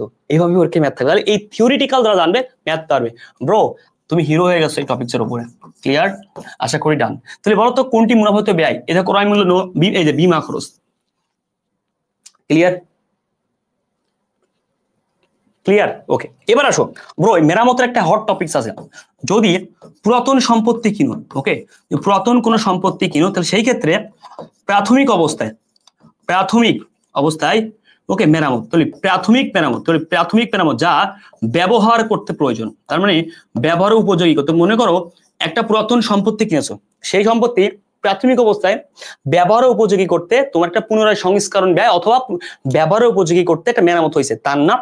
কিন্তু সেই মেরামতটা কি পুরাতন সম্পত্তির ক্ষেত্রে প্রাথমিক অবস্থায় শুধু, এরপরে হলে হবে না। ব্যবহার উপযোগী করতে, সেটা হচ্ছে মূলধন জাতীয়। কিন্তু যদি বলে পুরাতন সম্পত্তির ক্ষেত্রে স্বাভাবিক মেরামত, বাইরে ওটা মুনাফা করে পাঠাতো। শুধুমাত্র প্রাথমিক অবস্থায় ব্যবহার উপযোগী করতে পুরাতন সম্পত্তির ক্ষেত্রে, আর নতুনের সাথে তো মেরামতের সম্পর্কই নাই। তো এটাকে কি বলে? ক্লিয়ার? মুনাফা ব্যয় ক্লিয়ার? আলহামদুলিল্লাহ, এখানে কোনো সমস্যা থাকবে না, পারফেক্টলি পড়াইছি। আসো ভাইয়া, বলেছে XYZ কোম্পানির এত টাকার একটি ঋণ পরিশোধের জন্য শেয়ার ইস্যু করে। মনে রাখবা, শেয়ার ইস্যু মানে কি? শেয়ার ইস্যু মানে মূলধন ক্রেডিট, কারণ শেয়ার দিলেই মূলধন ক্রেডিট হয়। কার জন্য করছে দেখার দরকার নেই। যদি বলে গরু চুরির জন্য করছি, মূলধন ক্রেডিট, শেয়ার গরু চোর ক্রেডিট। যদি বলে যে আমি প্রাইস পাওয়ার জন্য করছি, প্রাইস পাওয়ার। এখানে বলছে ঋণ পরিশোধের জন্য। তো ঋণ পরিশোধের জন্য হলে ঋণ কি হয়? ঋণ পরিশোধ করলে ঋণ কমে যায়, দায় কমে যায়। দায় কমে গেলে কি হয়? ডেবিট। তো এটা ডেবিট, L মাইনাস, তার মানে L মাইনাস আর মূলধন ক্রেডিট ওই প্লাস। তার মানে মনে রাখবা, তুমি যার জন্য শেয়ার ইস্যু করো ভাইয়া, খুব গুরুত্ব, যার জন্যই শেয়ার ইস্যু করো না করো, মূলধন ক্রেডিট। আর যার জন্য করো সেটা ডেবিট। জমি করার জন্য করছো, জমি ডেবিট, মূলধন ক্রেডিট। কম্পিউটার করার জন্য করছো, কম্পিউটার ডেবিট। বিয়ে করার জন্য করছো, বিয়ে ডেবিট, মূলধন ক্রেডিট। যার জন্যই করো। তাহলে এবার কি হবে? এল, দায় পরিশোধের জন্য L মাইনাস ওই প্লাস। তার মানে কি? দায় বৃদ্ধি, দায় হ্রাস, আরেকটাকে দায় হ্রাস, মালিকানা সূত্র বৃদ্ধি, শেষ। ওকে ভাইয়া, এই কোশ্চেনটা অনেকে ভুল করে, কিন্তু এই কোশ্চেনটা অনেক। এবং যদি বলে L মাইনাস আর হচ্ছে ওই প্লাস, হ্যাঁ, যদি যদি এটাকে কোন পরিবর্তন বলে, এটা কি এক পাশে, তাহলে হিসাব সমীকরণের যে হিসাব সমীকরণটা এ সমান এল প্লাস ওই, যখন কোনো কিছু এটা এক পাশ এর সমান সমান দেখো এল আর ওই এক পাশে, তাই এটাকে বলে কাঠামো পরিবর্তন। কারণ এক পাশে পরিবর্তনকে বলে কাঠামো পরিবর্তন বা গুণগত, কাঠামো বা গুণগত, ক্লিয়ার। আর দুই পাশে যখন পরিবর্তন, এইটা আর এই পাশ, দুই পাশ ডান আর বাম দুই পাশে, তাকে বলে নিট পরিবর্তন বা পরিমাণগত পরিবর্তন, ক্লিয়ার। নিট বা পরিমাণগত হবে। আসো এখানে বলেছে কি ব্যাংক সমন্বয় বিবরণী প্রস্তুতকালে ব্যাংক বইয়ের সাথে কোনটি বিয়োগ করতে, আচ্ছা মনে করো শোনো, এখানে খুবই গুরুত্বপূর্ণ ব্যাংক সময় অনেকে প্রবলেম, হ্যাঁ ভালো করে শোনো। ব্যাংক বই, আমার মোট বই কয় প্রকার, দুই প্রকার, একটা হচ্ছে ব্যাংক অথবা পাস বই, ব্যাংক বই বা পাস বই এক, আর একটা হচ্ছে নগদান বই। নগদান বই আছে আমি আর তুমি, মানে আমানতকারী বই, ঠিক আছে, ওকে ফাইন। কোনটি বিয়োগ করতে হয়, বিয়োগ। আচ্ছা আগে শুনো, নগদান বইয়ের অনুযায়ী ডেবিট মানে কি, স্বাভাবিক মানে আমাদের ডেবিট মানে যোগ, আর ক্রেডিট মানে বিয়োগ, আর ব্যাংক মানে উল্টা। তাহলে ব্যাংক মানে ব্যাংকের ডেবিট মানে বিয়োগ, আর ব্যাংকের ক্রেডিট মানে যোগ। তাহলে ব্যাংকের ক্রেডিট মানে কি যোগ। তাহলে আমি বলতে পারি ব্যাংকের কি চাইছে, ব্যাংকের বিয়োগ। ব্যাংকের বিয়োগ মানে কি ব্যাংকের ডেবিট, অথবা ব্যাংকের বিয়োগ অথবা ব্যাংকের পাশে ডেবিট হবে। অ্যান্সার কি পাইছো? তাহলে দুই রকম ভাবে কোশ্চেন আসতে পারে, ব্যাংকের বিয়োগ অথবা ব্যাংকের পাশে কি ডেবিট হবে। আসো দেখো তো সংশোধন করতে দেখতে হবে। হ্যাঁ, প্রথম কথা ব্যাংক সার্ভিস চার্জ, এই কাজটা কে করে, ব্যাংক করে, আগে ব্যাংক করে, এবার সংশোধন কে করবে, সংশোধন করে নগদান বই। তো নগদান বই কি করবে, সার্ভিস চার্জ, ব্যাংক করেছে ডেবিট, নগদান বই করবে কি, এটা তো ব্যাংকের কাজ, সরি এটা নগদান বইয়ের কাজ, ব্যাংকের কাজ না। স্যার ব্যাংক তো ডেবিট করেছে, এটা আগে করেছে, ভাই এখানে বলছে করতে হবে, যে করবে, দেখছো করতে হয় মানে কি সংশোধন, মানে অ্যান্সার আগের কাজ চাইনি, অ্যান্সার চাইছে, আর অ্যান্সার চাইছে, তাহলে অ্যান্সারটা কি নগদান বই কাজটা করবে। বকেয়া চেকের কাজ কি, আর একটা অনুপস্থিত চেক বা উপস্থিত না হওয়া চেক, প্রতিমধ্যে চেক টাকা নাই চাচা, এইটা দেখো এটা হচ্ছে অ্যান্সার, বিস্তারিত বুঝালে বুঝবা। বকেয়া চেক মানে কি অনুপস্থিত চেক, ওকে, বকেয়া চেক আর একটা অনুপস্থিত চেক বা বকেয়া চেক, ওকে, বা অনাদায়ী চেক, মানে একটা চেক কি, ওকে, অনাদায়ী চেক, যে কোনো একটা চেক কি জানো, একটা চেক পরিশোধের জন্য নগদান বই ইস্যু করছে, আর চেক ইস্যু করার ক্ষমতা নগদান বই, ওকে, একটা চেক কি ইস্যু করছে, ভালো করে বুঝে নাও, কিন্তু এখনো কি ব্যাংকে কি হয়নি, ব্যাংকে পৌঁছায়নি। তাহলে চেক ইস্যু করলে নগদান বই কি করে, নগদান বই কি করে ক্রেডিট, নগদান বই টাকা চলে যায়, তাহলে এটা ব্যাংক কি করবে, এটা ব্যাংক ডেবিট করবে, ক্লিয়ার। আবার বলছি চেক ইস্যু করলে নগদান বই টাকা চলে যায়, নগদান বই ডেবিট, নগদান বই করবে ক্রেডিট, ব্যাংক করবে ডেবিট। আর ব্যাংকের ডেবিট যে কথা, ব্যাংকের মাইনাস অথবা বিয়োগ সে কথা, কেন ওই যে নগদান বই ডেবিট মানে প্লাস, ব্যাংকের ক্রেডিট মানে ডেবিট মানে মাইনাস। তাহলে ভাই আমি বুঝতে পারছি বকে আছে, অ্যান্সার হবে ওইটাই যেটা হচ্ছে আমার দ্বিতীয় স্টেপে হবে বা সংশোধনে হবে। মানে এই প্রতিমধ্যে জমা, এই জমাটা কে দিছে, নগদান বই, নগদান বই জমা দিছে, এর এক নাম কি মাঝপথে জমা বা আদায়ের জন্য জমা করতে আদায় হয়নি, এটা নগদান বই জমা দিয়েছে, জমা দিলে করে ডেবিট, ব্যাংক জমা করেনি, তাহলে ব্যাংক করবে ক্রেডিট, ওটা তো ব্যাংক ক্রেডিট করলে হবে না, ব্যাংক ডেবিট করতে হবে, ক্লিয়ার। দ্বিতীয় স্টেপে অ্যান্সার, দ্বিতীয় স্টেপে অ্যান্সার এটা হচ্ছে এনএসএফ চেক, আর একটা অমর্যাদাকৃত চেক বা তহবিল থেকে ফেরত চেক। এই চেকটা কি হয় জানো, ব্যাংক ফেরত দেয়, তাহলে ব্যাংক ফেরত দিলে ব্যাংক করে ডেবিট, এই কাজটা তো ব্যাংকই করে, নগদান বই করবে ক্রেডিট। তাহলে ব্যাংক যে কাজ করে এটা আর কেন হবে, এটা তো সমন্বয়, ব্যাংক সমন্বয় বিবরণী কি নগদানের কাজ, ব্যাংকের কাজই না, বুঝতে পারছো, ব্যাংকের কাজই না। কোশ্চেন না বুঝলে আবার বুঝবা, এই কোশ্চেনটা বেসিকের কোশ্চেন, এটা বুঝতে পারলে বাকি কোশ্চেন বুঝবা। আসো বলছে আইপিও মানে কি ইনিশিয়াল পাবলিক অফারিং, মানে ইনিশিয়াল পাবলিক অফারিং মানে কোম্পানি শেয়ার বিক্রির মাধ্যমে দুইটি শেয়ার বিক্রির সময়, একটা হচ্ছে সে প্রাথমিক বাজারে শেয়ার বিক্রি করে, ওকে, একটা হচ্ছে জানো প্রাথমিক, একটা হচ্ছে মাধ্যমিক বাজার, প্রাথমিক বাজার একটা হচ্ছে মাধ্যমিক বাজার। প্রাথমিক বাজার প্রাইমারি পিতে মার্কেট, সেকেন্ডারি মার্কেট, ক্লিয়ার। তার মানে কোম্পানি যখন প্রথমে শেয়ার বিক্রির প্রস্তাব দেয় তাকে বলে আইপিও, ওকে, এবং আইপিও কোন বাজারের অংশ, এই যে প্রাথমিক বাজারে, কারণ কোম্পানি প্রাথমিক বাজারে বিজ্ঞাপন দেয়। এখন সেই প্রাথমিক বাজারে শেয়ার বিক্রি কে করে, শেয়ার বিক্রি কে করে জানো, শেয়ার বিক্রি করে কোম্পানি, ওকে, কোম্পানি। আর এই শেয়ার ক্রয় ক্রেতা কেরা জানো, যারা কেনে সাধারণ পাবলিক বা বিনিয়োগকারীরা ক্রেতা, ওকে, যারা বিনিয়োগ করে আর কি, ওকে, বিনিয়োগকারীরা, ঠিক আছে। এবার আসো ঝামেলা কোন জায়গায় জানো, এই যে এই প্রাথমিক বাজারে বিক্রেতা হচ্ছে এরা, আর ক্রেতা হচ্ছে এরা। এই বাজারে বিক্রেতা কারা জানো, বিক্রেতা হচ্ছে এই বাজার থেকে শেয়ার যারা কেনে, কত বড় চালাক, কারা কেনে, বিনিয়োগকারীরা। ওই বিনিয়োগকারীরাই হচ্ছে কি শেয়ার কিনে। এই বাজারের বিক্রেতা তাহলে, ক্রেতা তাহলে কারা, ক্রেতা হচ্ছে অন্য বিনিয়োগকারী। তার মানে ভাইয়া কোন বাজারে কোম্পানি টু বিনিয়োগকারী, এই বাজারে। আর কোন বাজারে, মাধ্যমিক বাজারে কি বিনিয়োগকারী টু বিনিয়োগকারী। ভালো করে শোনো, তাহলে মাধ্যমিক বাজারে শেয়ার বিক্রি হয় একজন বিনিয়োগকারী অন্য বিনিয়োগকারী। তাহলে এই বাজার নাকি এই বাজার রিস্ক বেশি, তাহলে রিস্ক কিন্তু এখানে বেশি, কেন ভাইয়া? এই বাজারে তো একজন বিনিয়োগকারীর কাছ থেকে কিনতেছো, আর এখানে ডাইরেক্ট কোম্পানি থেকে কিনতেছো, তাহলে এখানে রিস্ক কম। ওই যে ডিলারশিপ বা শোরুম থেকে কিনাকে বলে, বুঝছো? এই বাজারে কিন্তু রিস্ক কম, ঝুঁকি কম। এই বাজারে কি রিস্ক বেশি, বুঝতে পারছো? আর এই বাজারে রিস্ক কম, ক্লিয়ার? আর এই বাজারে কি শেয়ারের দাম প্রচুর ওঠানামা করে। এই বাজারে ওঠানামা করে কেন? এবার একজনের কাছে সেল করে, যখন দাম বাড়ে বিক্রি হয়ে যায়। কোম্পানি তো একবার বিক্রি করে, তখন জনগণ কখন বিক্রি করে? যখন কি দাম বাড়ে, দাম কমে, এগুলা। তো প্রাইমারি বাজার, মাধ্যমিক বাজার। কোম্পানি কোন বাজারে কি দেখছো? কোম্পানি বিক্রেতা প্রাথমিকে। আর কোন বাজারে বিনিয়োগকারীরাই বিক্রেতা? মাধ্যমিক বাজারে বা সেকেন্ডারি বাজারে। এ বাজারে ঝুঁকি বেশি, এ বাজারে ঝুঁকি কম। এই বাজার সম্পর্কে ইনিশিয়াল বললাম। আর ইনিশিয়াল পাবলিক অফারিং এখানেই হয়, এখানে হয় না, ক্লিয়ার? ওকে, তাহলে এই বাজারে কোন ঝুঁকি বেশি? তারল্য ঝুঁকি বেশি। তাহলে তারল্য ঝুঁকি বেশি কোন বাজারে? এই বাজারে। তারল্য ঝুঁকি মানে কি? তোমার বিনিয়োগকৃত টাকাটা বা তোমার ঋণের টাকাটা মারি যাওয়ার সম্ভাবনা, নগদ টাকা মারি যাওয়ার সম্ভাবনা, এগুলো তারল্য ঝুঁকি বলে। ঠিক আছে? ওকে, এইখান থেকে প্রশ্ন আসলে শেয়ার ট্রেডের আরো আসবে, ক্লিয়ার? আর এই দুইটা বাজারকে নিয়ন্ত্রণ করে কে জানো? Bangladesh security exchange commission. Okay, এই এর আন্ডারে দুইটা জিনিস আছে, ঢাকা স্টক এক্সচেঞ্জেস আর চিটাগং স্টক এক্সচেঞ্জেস। এই ঢাকার চিটাগং এর মধ্যে এই প্রাথমিক আর মাধ্যমিক নিয়ন্ত্রিত হয়। ওকে, আরেকটা জিনিস আছে জানো, রাগ করবো না, প্রাথমিক মাধ্যমিকের পরে আর একটা বাজার আছে, ওটিসি বাজার, over the counter. Over the কাউন্টারে যারা এই দুই বাজারে শেয়ার বিক্রি করতে পারে, মানে এক কথায় এই দুই বাজারে শেয়ার তারা যাদের কোম্পানি কিনা মানে তালিকাভুক্ত না। কার তালিকাভুক্ত না? তালিকাভুক্ত না, যাদের company BSEC, Bangladesh security exchange commission তালিকাভুক্ত না। আমি আবার বলছি, যাদের company Bangladesh security exchange commission তালিকাভুক্ত না, তারা এই বাজারে শেয়ার বিক্রি করে। তাহলে এই বাজারে কারা বিক্রি করে? যে সকল company BSEC, Bangladesh security exchange কমিশনের তালিকাভুক্ত, তারা। তালিকাভুক্ত কোম্পানিরাই শুধুমাত্র প্রাইমারি মাধ্যমিক বাজারে শেয়ার বিক্রি করতে পারবে। ওকে, মানে আর এখানে কি তালিকাভুক্ত কোম্পানির শেয়ার বিক্রি হবে, আর যেখানে অতালিকাভুক্ত, যারা বিএসইসি মানে সিকিউরিটি এক্সচেঞ্জ কমিশন অন্তর্ভুক্ত না, তাদের শেয়ার এখানে বিক্রি হবে ওটিসি বাজারে, ওভার দ্য কাউন্টার বল। ঠিক আছে ভাই? আশা করি এইটুকু পড়লে তোমার আসলে আর কিছুই লাগবে না ইনশাআল্লাহ। ওকে, আসো এবার আসো ভাই, শেয়ার সম্পর্কে ক্লিয়ার। একটি কোম্পানির উৎপাদনকারী প্রতিষ্ঠানের ব্যবহৃত কাঁচামাল আছে। ওকে, প্রত্যক্ষ মজুরি আছে, ঠিক আছে ভাই, এত টাকা। পরোক্ষ মজুরি আছে, ওকে ফাইন। অন্যান্য প্রত্যক্ষ খরচ আছে। মুখ্য ব্যয়ের ক্ষেত্রে মনে রাখবা, খুবই সিম্পল, আমরা জানি ব্যবহৃত কাঁচামালের সাথে কি যোগ করতে হয়? কাঁচামালের সাথে যোগ করতে হয় প্রত্যক্ষ খরচ। হ্যাঁ, এটা সব সময় রাখবা।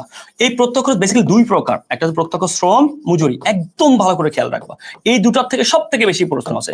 অথবা লেখা থাকতে পারে অন্যান্য প্রত্যক্ষ খরচ, তাও কোনো সমস্যা নেই। আর ইন ডিটেলস তাহলে অন্যান্য প্রত্যক্ষ খরচ অথবা প্রত্যক্ষ শ্রম, প্রত্যক্ষ মজুরি, এটা সব থেকে বেশি পরীক্ষা আসে। ওকে, তাহলে প্রত্যক্ষ খরচ যোগ হবে কাঁচামালের সাথে, তো দেখো তো যোগ করলে মুখ্য ব্যয় পাবো। ওকে, এখন তুমি আমার বলো তো ভাইয়া, এখানে কাঁচামাল কত আছে? এই যে কাঁচামাল দেখছো, এই কাঁচামাল কিভাবে বেরোয়? ওই যে প্রারম্ভিক যোগ সমাপনী, ক্রয় মাইনাস সমাপনী, ওটা বাদ দিলাম, ওখানে বের করা আছে 60,000 আছে। প্রত্যক্ষ কত আছে? 1,20,000। পরোক্ষ আসে না, প্রত্যক্ষ আছে 30, তাহলে 1,50,000। বলতো আমাকে 1.5 লাখ, 1,50,000, 2,10,000। খুবই সহজ ছিল ম্যাথটা, কিন্তু আসলে কি পরীক্ষা এত সহজ ম্যাথ দেওয়া উচিত? বা ম্যাথ কি দেয় না ভাইয়া। তাহলে কঠিন কি হতে পারে? কঠিন জেনে যাও, খুব গুরুত্বপূর্ণ সহকারে। কঠিন হতে পারে, কঠিন এরকম হতে পারে, ব্যবহৃত কাঁচামাল, ভালো করে শুনো, ব্যবহৃত কাঁচামাল কত? 500, যা প্রত্যক্ষ খরচের, ভালো করে শোনো, প্রত্যক্ষ খরচের কি? যা প্রত্যক্ষ খরচের 2 গুণ হলে মুখ্য ব্যয় কত? কত ভাইয়া? মুখ্য ব্যয় কত? এখন দেখো তো, এই জায়গাটা ঝামেলা হতে পারে তোমাদের, ভালো করে শুনো। তাহলে মুখ্য ব্যয় করতে কি লাগবে? কাঁচামাল লাগবে, কাঁচামাল 500 যোগ কি খরচ? এই খরচ নাই, কিন্তু একটা কোটেশন দিছে, বলছে ভালো করে শুনো, কোটেশনটা কি? এই ব্যবহৃত কাঁচামাল 500 হচ্ছে প্রত্যক্ষ খরচের 2 গুণ। তাহলে খরচ কত জানি না, আবার বলছি, এই খরচের 2 গুণ 500, তাহলে 2 গুণে 500, তাহলে 1 গুণে কত? 250। Technique brain. প্রত্যক্ষ খরচ 250, যার ডাবল হচ্ছে এই যে 500। কারণ এখানে বলেই দিছে যে প্রত্যক্ষ খরচের ডাবল মানে কত? ডাবল মানে 2 গুণ। তাহলে এইটা কত ছিল? এর 2 গুণ, এটা 250, তাহলে এটা যোগ হচ্ছে 250, টোটাল মিলে 750। ক্লিয়ার? 750 টাকা মুখ্য ব্যয়। টেকনিক, এটা কাজে লাগে। আবার এরকম পরীক্ষায় আসে, পরীক্ষা বলে দিবে, খুব গুরুত্বপূর্ণ সহকারে খেয়াল রাখো, খুবই গুরুত্বপূর্ণ সহকারে বুঝতে হবে, ঠিক আছে? ওকে, পরীক্ষায় তোমাকে বলবে এরকম যে কাঁচামাল প্রত্যক্ষ খরচ বলবে সে ধরো 700। ওকে, কাঁচামাল হচ্ছে খুব মন দিয়ে শুনো, কাঁচামাল কি খরচের কয় গুণ? কাঁচামাল খরচ 3 গুণ। এখন আসো তুমি কি অ্যান্সার করবা? তাহলে এখানে কাঁচামাল দেওয়া নাই, কিন্তু বলেছে প্রত্যক্ষ খরচের 3 গুণ। তাহলে 3 গুণ মানে কত? 2100। তাহলে কাঁচামাল 2100, প্রত্যক্ষ করে 700, এই মুখ্য ব্যয় শেষ। এইরকম করে করে তোমাকে পরীক্ষা আসতে পারে, তুমি বি প্রিপেয়ার হও এরকম প্যাজ খোলার জন্য, ঠিক আছে? এখান থেকে এরকম আরো প্রশ্ন হয় কি জানো, বলবে তোমাকে জাস্ট শিখো মুখ্য ব্যয় 5000, ওকে, কাঁচামাল ব্যবহৃত কাঁচামাল মুখ্য ব্যয়ের 40%, তাহলে বলতো প্রত্যক্ষ খরচ কত? তার মানে প্রত্যক্ষ খরচ আসে। কাঁচামাল মুখ্য ব্যয়ের 40%, 40% কত? 2000। তাহলে ভাই কত হবে? দেখো তো, কাঁচামাল থেকে উপরে 2000, এর সাথে কত যোগ করতে হবে প্রত্যক্ষ খরচ? অ্যান্সার হবে মুখ্য ব্যয় 5000। তাহলে এই যে মাঝখানে কত? 5 আর 2, 3000 টাকা গ্যাপ, এই 3000 অ্যান্সার। That's the important. এই অ্যানালাইসিসটা ইম্পর্টেন্ট। তোমার এখান থেকে যে টাইপের প্রশ্ন তুমি পারবা, তোমাকে ওইভাবে প্রিপেয়ার হতে হবে, তাহলেই তুমি ভাইয়া এই প্রশ্ন অ্যানালাইসিস এবং প্রশ্ন সলভের মানেটা হইলো আর কি। ওকে, আশা করি যে টাইপগুলো আমি দেখালাম ভালো করে পড়বা। আসো ভাইয়া, মোট চাঁদা প্রাপ্তি, চাঁদার অঙ্ক বলেছে চাঁদা আয় ব্যয়ের কত টাকা? চাঁদা আয় ব্যয়, আচ্ছা চাঁদা আয়ের মাত্র 2টা সূত্র আছে চাঁদা আয় ব্যয়ের। আমি একটা চাঁদা আয় ব্যয়ের টেকনিক দিব, তুমি বাকিটা পারবা। চাঁদা আয় ব্যয়ের টেকনিক হচ্ছে এরকম, মনে রাখো আয় আর ব্যয়ের ক্ষেত্রে খুব গুরুত্বপূর্ণ এই টেকনিক দ্বারা তুমি চাঁদা প্রাপ্তি পারবা। প্রথমে চাঁদা প্রাপ্তি বসাবো, ওকে। আমরা সারা জীবন বকেয়া কি করি? আমরা বকেয়া যোগ করি, ওকে, বকেয়া আমাদের কাছে যোগ সারা জীবন।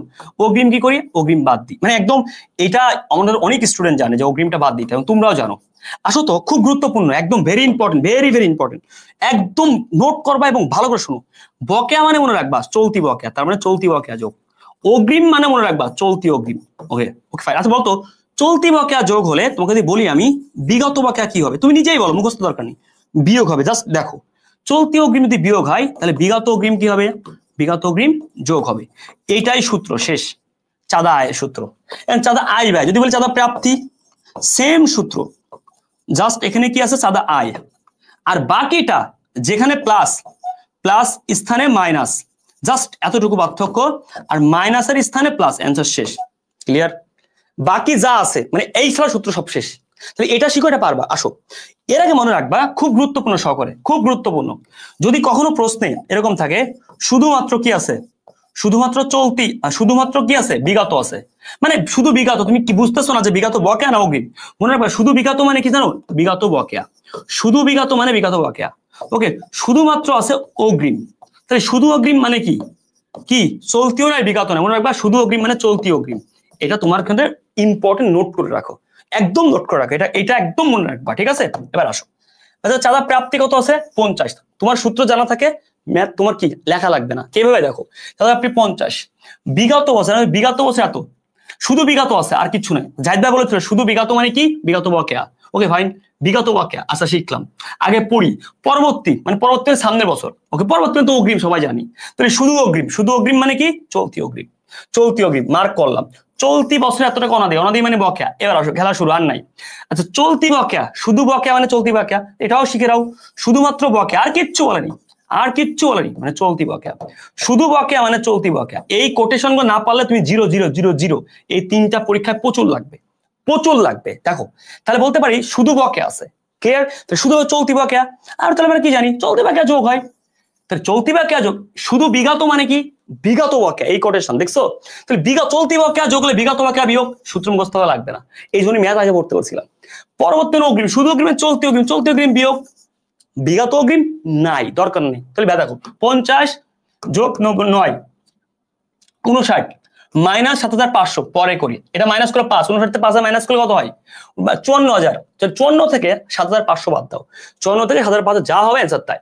তাহলে 54 থেকে তুমি 7500 বাদ দিবা, যা হবে অ্যান্সার তাই। ক্লিয়ার? 54 থেকে তুমি 7500 বাদ দিবা, যা হবে অ্যান্সার তাই। ক্লিয়ার? 54 থেকে 7500, এইটাই হচ্ছে তোমার ম্যাথের খেলা, বুঝেছো?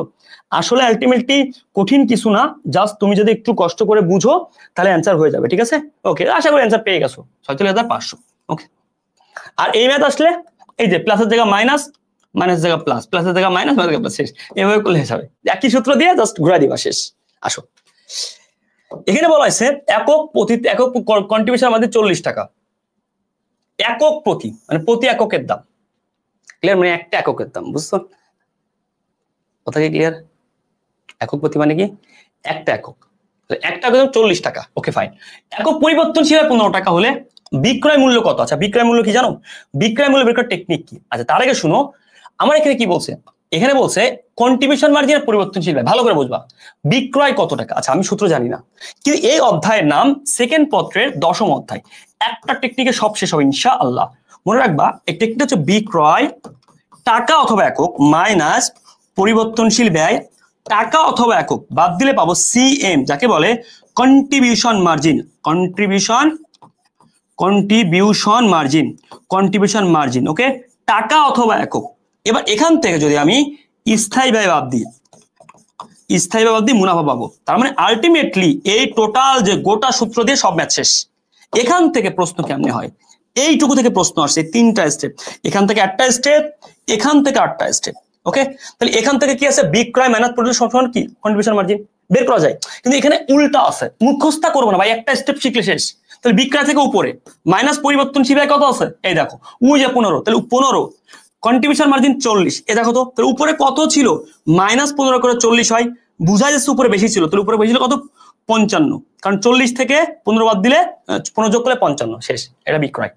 ওকে, এখন ধরো বিক্রয় আছে 55, পড়েছে পরিবর্তনশীল ব্যয় কত জানি না, নিচে আছে 50, তাহলে এখানে কত হবে 5। তাহলে এই একটা স্টেপ থেকে 3টা ম্যাথ আছে, তুমি পারবা, জাস্ট তোমাকে মাথায় রাখতে হবে ওকে কোনটা চেয়েছে। তো এই একটা স্টেপ থেকে 3 প্রকার ম্যাথ পারবা ইনশাআল্লাহ। আসো, আর মনে রাখবা এখন তোমাকে বলা হয় কন্ট্রিবিউশন মাঝে অনুপাত বের করো, যে কোনো অনুপাত। এখন তোমাকে বলা হয় পরিবর্তনশীল ব্যয়ের অনুপাত কত, তো উপরে পরিবর্তনশীল ব্যয়, নিচে বিক্রয় কত পড়েছে 55, শেষ। কন্ট্রিবিউশন মার্জিনে অনুপাত বের করো, উপরে 40, নিচে বিক্রয়। মানে তোমাকে শিখায় রাখলাম, দেখো বিক্রয় মানে অনুপাত মানে বিক্রয় দিয়ে ভাগ, অনুপাত বের করা মানে বিক্রয় দিয়ে ভাগ, বিক্রয় মানে অনুপাত বের করা মানে বিক্রয় দিয়ে ভাগ। ওকে, আসো ক্লিয়ার। এবার আসো ভাইয়া, এখানে বলছে বিক্রয় মূল্যের উপরে মুনাফা এত টাকা, তাহলে বিক্রয় মূল্যের উপর আশা দেওয়া ক্রয় মূল্য বের করতে হবে। মনে রাখবা বিক্রয় দেওয়া থাকলে কি বিয়োগ প্রক্রিয়া, এই কোশ্চেন কিন্তু শিখাইছে আজকে। আর ক্রয় মূল্য দেওয়া থাকলে যোগ প্রক্রিয়া, কেমনে, এই পার্সেন্টেজ বাই শতকরা 100, এই যে বিয়োগ বলেছে না ভাইয়া, বিয়োগ। এর আগে একটা ম্যাথ করাইছিলাম মনে আছে, ওই ম্যাথটার সাথে একটা মিল আছে, জাস্ট এইটুকু মিল আছে, -100 গুণ 100। ওকে, আমরা একটু ভালো করে দেখার ট্রাই করি। এখানে কি আছে 25 ভাই নিচে 75, রাইট? তাহলে উপরে 25 নিচে 75 গুণ হচ্ছে 100, ভালো করে বুঝো। হ্যাঁ, কাটাকাটির ক্ষেত্রে 25 একে 25, 3 25 75, 100 গুণ 1 কত হবে 100, 100 ভাগ 3, 103 এর মধ্যে কয়বার যায় আমরা সবাই জানি 3 ভাগের 1 ভাগ, মানে 3 এর মধ্যে কয়বার যায়, মানে কি 100 তুমি 3 দিয়ে ভাগ দাও, তাহলে 33 বার ভাগ দিলে কত 99, এক থাকে একবার, তাহলে উপরে 1 নিচে 3 ভাই পুরোপুরি যায় না, 0.33 সামথিং, এটাই পার্সেন্টেজ। ক্লিয়ার? তাহলে আলটিমেটলি দেখো কি হইছে, বিক্রয় মূল্য ছিল 25, এখানে হচ্ছে 33.33। তাহলে মনে রাখবো অলওয়েজ মুনাফার হার ক্রয় মূল্যের ক্ষেত্রে বেশি হয়, মুনাফার হার ক্রয় মূল্যের ক্ষেত্রে বেশি হয়। ক্লিয়ার? মুনাফার হার ক্রয় মূল্যের ক্ষেত্রে বেশি হয়, বুঝতেছো? মুনাফার হার ক্রয় মূল্য থেকে বেশি হয়। এখন যদি বলতো ক্রয় মূল্যের উপরে 25, তাহলে বিক্রয় মূল্যের উপরে কত, এই দেখো ক্রয় মূল্য মানে যোগ প্রক্রিয়া, এই দেখো যোগ 25 বাই 100 প্লাস 25 গুণ হচ্ছে 100, তাহলে 125 একে 25 5 25 125, নিচে 125, 100 কে 100 ভাগ 5, 100 রে 5 দিয়ে ভাগ দিলে 20%, মিলে গেছে। দেখছো এই পার্সেন্টেজটা ইম্পর্টেন্ট। ক্লিয়ার ভাইয়া? এটা পরীক্ষায় আসে, এইভাবে আলাদা থাকে, আবার ম্যাথের মধ্যে লুকানো থাকে। সে যে 16,800 একটা ম্যাথ করেছিলাম, ওখানে কিন্তু পাইছিলাম আমরা। নিচের কোনটি পরিবর্তনশীল ব্যয়, আমি প্রথমে যে কোশ্চেন পর তখন বলেছিলাম, মনে আছে ভাইয়া? কাঁচামাল কি পরিবর্তনশীল ব্যয় না ভাইয়া? কাঁচামাল কি পরিবর্তনশীল, অপচয় কি প্রত্যেক বছর নির্দিষ্ট হারে হয়, বেতন কি ফিক্স থাকে, বীমা খরচ নির্দিষ্ট হারে হয় প্রতি বছরে, এই অপচয় প্রতি বছরে কি নির্দিষ্ট পরিমাণে হয়, পার্সেন্টেজ আকারে হয় নির্দিষ্ট। এই জিনিসটা কি, কাঁচামালটা উৎপাদন হতে পরিবর্তন, উৎপাদনে যে খরচগুলো আছে, প্রত্যক্ষ কাঁচামাল, পরোক্ষ খরচ, প্রত্যক্ষ আছে তোমার কি খরচ, মজুরি, এই সবকিছু উৎপাদনের সাথে সাথে পরিবর্তনশীল হয়, তাকে বলে পরিবর্তনশীল ব্যয়। বলেছে একটি হিসাবের যে 90 টাকা, রেয়া মিলে ভুল পাশে 2 বার লেখা হয়েছে, ভেরি ইম্পর্টেন্ট। এইটা অনেকে ফোকাস দেয় না, অনেকে কি করে জানো, সিম্পল মনে করো এই হিসাবের যেটা ডেবিট পাশে 90 লেখা হয়েছে ভুল করে এখানে, হ্যাঁ সবাই জানে, এটাকে মাফ করতে হবে আগে, ভুলটাকে মাফ করো। তাহলে ভুলটা মাফ করছি, লেখা কত, আবার বলছি এই পাশে ভুল করে লিখছো, তাহলে ভুল করে যখন লিখছো এই ভুলটাকে জাস্ট মাফ করছি, তখন এইটা তো লিখতে হবে, রাইট? লিখতে হবে, এই যে টোটাল 180, কিন্তু অনেক স্টুডেন্ট দেখে না 2 বার লিখছে, তাহলে 2 বার লিখলে কি করতে হবে, ধরো এই পাশে লেখার কথা ভুল করছো, এই যে এই ভুলটাকে 2 বার ভুল করছো, রাইট? তো এই 2 বারে কি করতে, মাফ করতে হবে, উল্টো পাশে লিখে যা লেখার কথা তা লিখবো।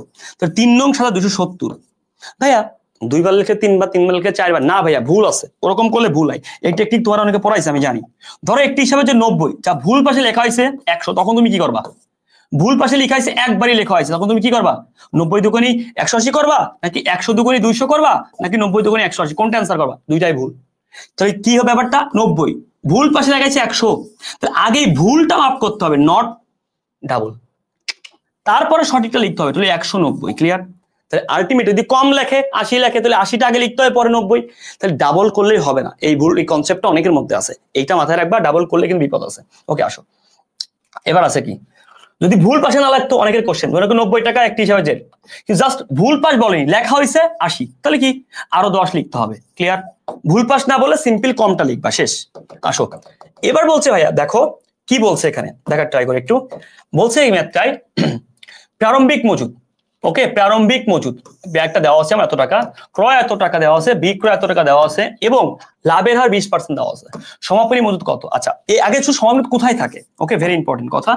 আমার এই অধ্যায়ের টেকনিক একটা তোমাকে শিখাইছি, স্টেপ 3 তে থাকে সমাপনী মজুদ, মুখস্থ করা যাবে না। আমরা মনে আছে বিক্রয়যোগ্য পণ্য, ওখান থেকে কি করি বলতো, সমাপনী মজুদটা বাদ দিই, মুখস্থ করা যাবে না। হ্যাঁ, জাস্ট স্টেপটা পড়াচ্ছি, আমরা পাই বিক্রিত পণ্যের ভাই। ওকে, এটা আমরা করে আসছি ছোটবেলা থেকে, 9-10 থেকে করে আসছি, এই সূত্র মুখস্থ করা যাবে না। তাহলে বিক্রয়যোগ্য পণ্য পাবো, এইটা তো মাঝখানে, এটা পরে, আর এটা পাবো, এই দুটা বের করতে পারলে বাজারটা পাবো। তো এটা 10, এটা 2, তাহলে এটা অটো 8, আগে দুটা বের করি না, দেখি বেরোয় কিনা। তাহলে এই স্টেপ নাম্বার 3 থেকেও তুমি 3টা ম্যাথ শিখবা, কিভাবে এই একটা স্টেপ বসাবো আর ম্যাথ করবো, শেষ। এবার আসো, এখানে একটু ঝামেলা থাকতে পারে। প্রথম কথা, বিক্রয়যোগ্য পণ্য কিভাবে বের করে, প্রারম্ভিক মজুদ যোগ ক্রয় সংক্রান্ত ক্রয় খরচ, এগুলা এই প্রারম্ভিক মজুদ, ক্রয় সংক্রান্ত এত, আর কিচ্ছু নাই, ক্রয় নিট ক্রয় ক্রয় সংক্রান্ত আমদানি শুল্ক কিচ্ছু নাই। তাহলে 52,500 আর 500, 53,000 আল্লাহ 7, মোট 60,000 টাকা কি বিক্রয়যোগ্য পণ্য। এবার এটা বের করতে পারলে অ্যান্সার শেষ। এত সহজ কি পরীক্ষা দেয় না, এই ধরনের সমাপনী মজুদ কঠিন। বলতে বিক্রয় এত টাকা এবং মুনাফা লাভের হার 20%, মনে রাখবা শুধু লাভের হার বলেছে, লাভের হার মানে কি, টাকা আছে বিক্রয় ওর উপর ধরবো। ভাইয়া যদি এখানে বলতো লাভের হার ক্রয়ের উপরে, তখন ঝামেলা ছিল। তাহলে ক্রয়ের উপরে 20 হলে আমরা বের করতাম বিক্রয়ের উপরে কত। তাহলে কি বুঝলাম, লাভের হার সিম্পল বলছে, এখানে বিক্রয় মূল্য আছে, আর সিম্পল লাভের হার মানে কি, স্বাভাবিকভাবে কোনো কিছু বলেনি, জাস্ট বলছে লাভের বা মুনাফার হার, আর কিচ্ছু বলেনি। তো এটা মানেই বেসিক্যালি বিক্রয়ের উপরে বোঝায়, কিছু না বললে বিক্রয়ের উপরে বোঝায়। আই রিপিট, যদি দুইটা মূল্যই থাকতো, বিক্রয় এবং ক্রয় মূল্য, একবারে এত ভালোভাবে ডিফারেন্স কেউ বলবে না। বিক্রয় ক্রয় মূল্য দুটোই আছে, ক্রয় মূল্য আর ক্রয় কিন্তু এক না, ক্রয় মূল্য বলছি, তখনও বিক্রয় মূল্যের উপর ধরবা, কারণ শুধু লাভের হার বা মুনাফার হার বলতে কি বিক্রয় মূল্যের উপর বোঝায়। আসো, তার উপর 20% করো। যদি ক্রয় মূল্যের উপর বলতো এখানে বিক্রয় ট্রান্সফার করতাম, 10% মানে একটা শূন্য বাদ 5,000, তো 20% ডাবল, 5,000 20% মানে 10,000 টাকা, কারণ 10% একটা শূন্য বাদ মানে 5,000, 20% ডাবল, তো 10,000 টাকা আছে আমার মুনাফা, সরি 10,000 টাকা মুনাফা।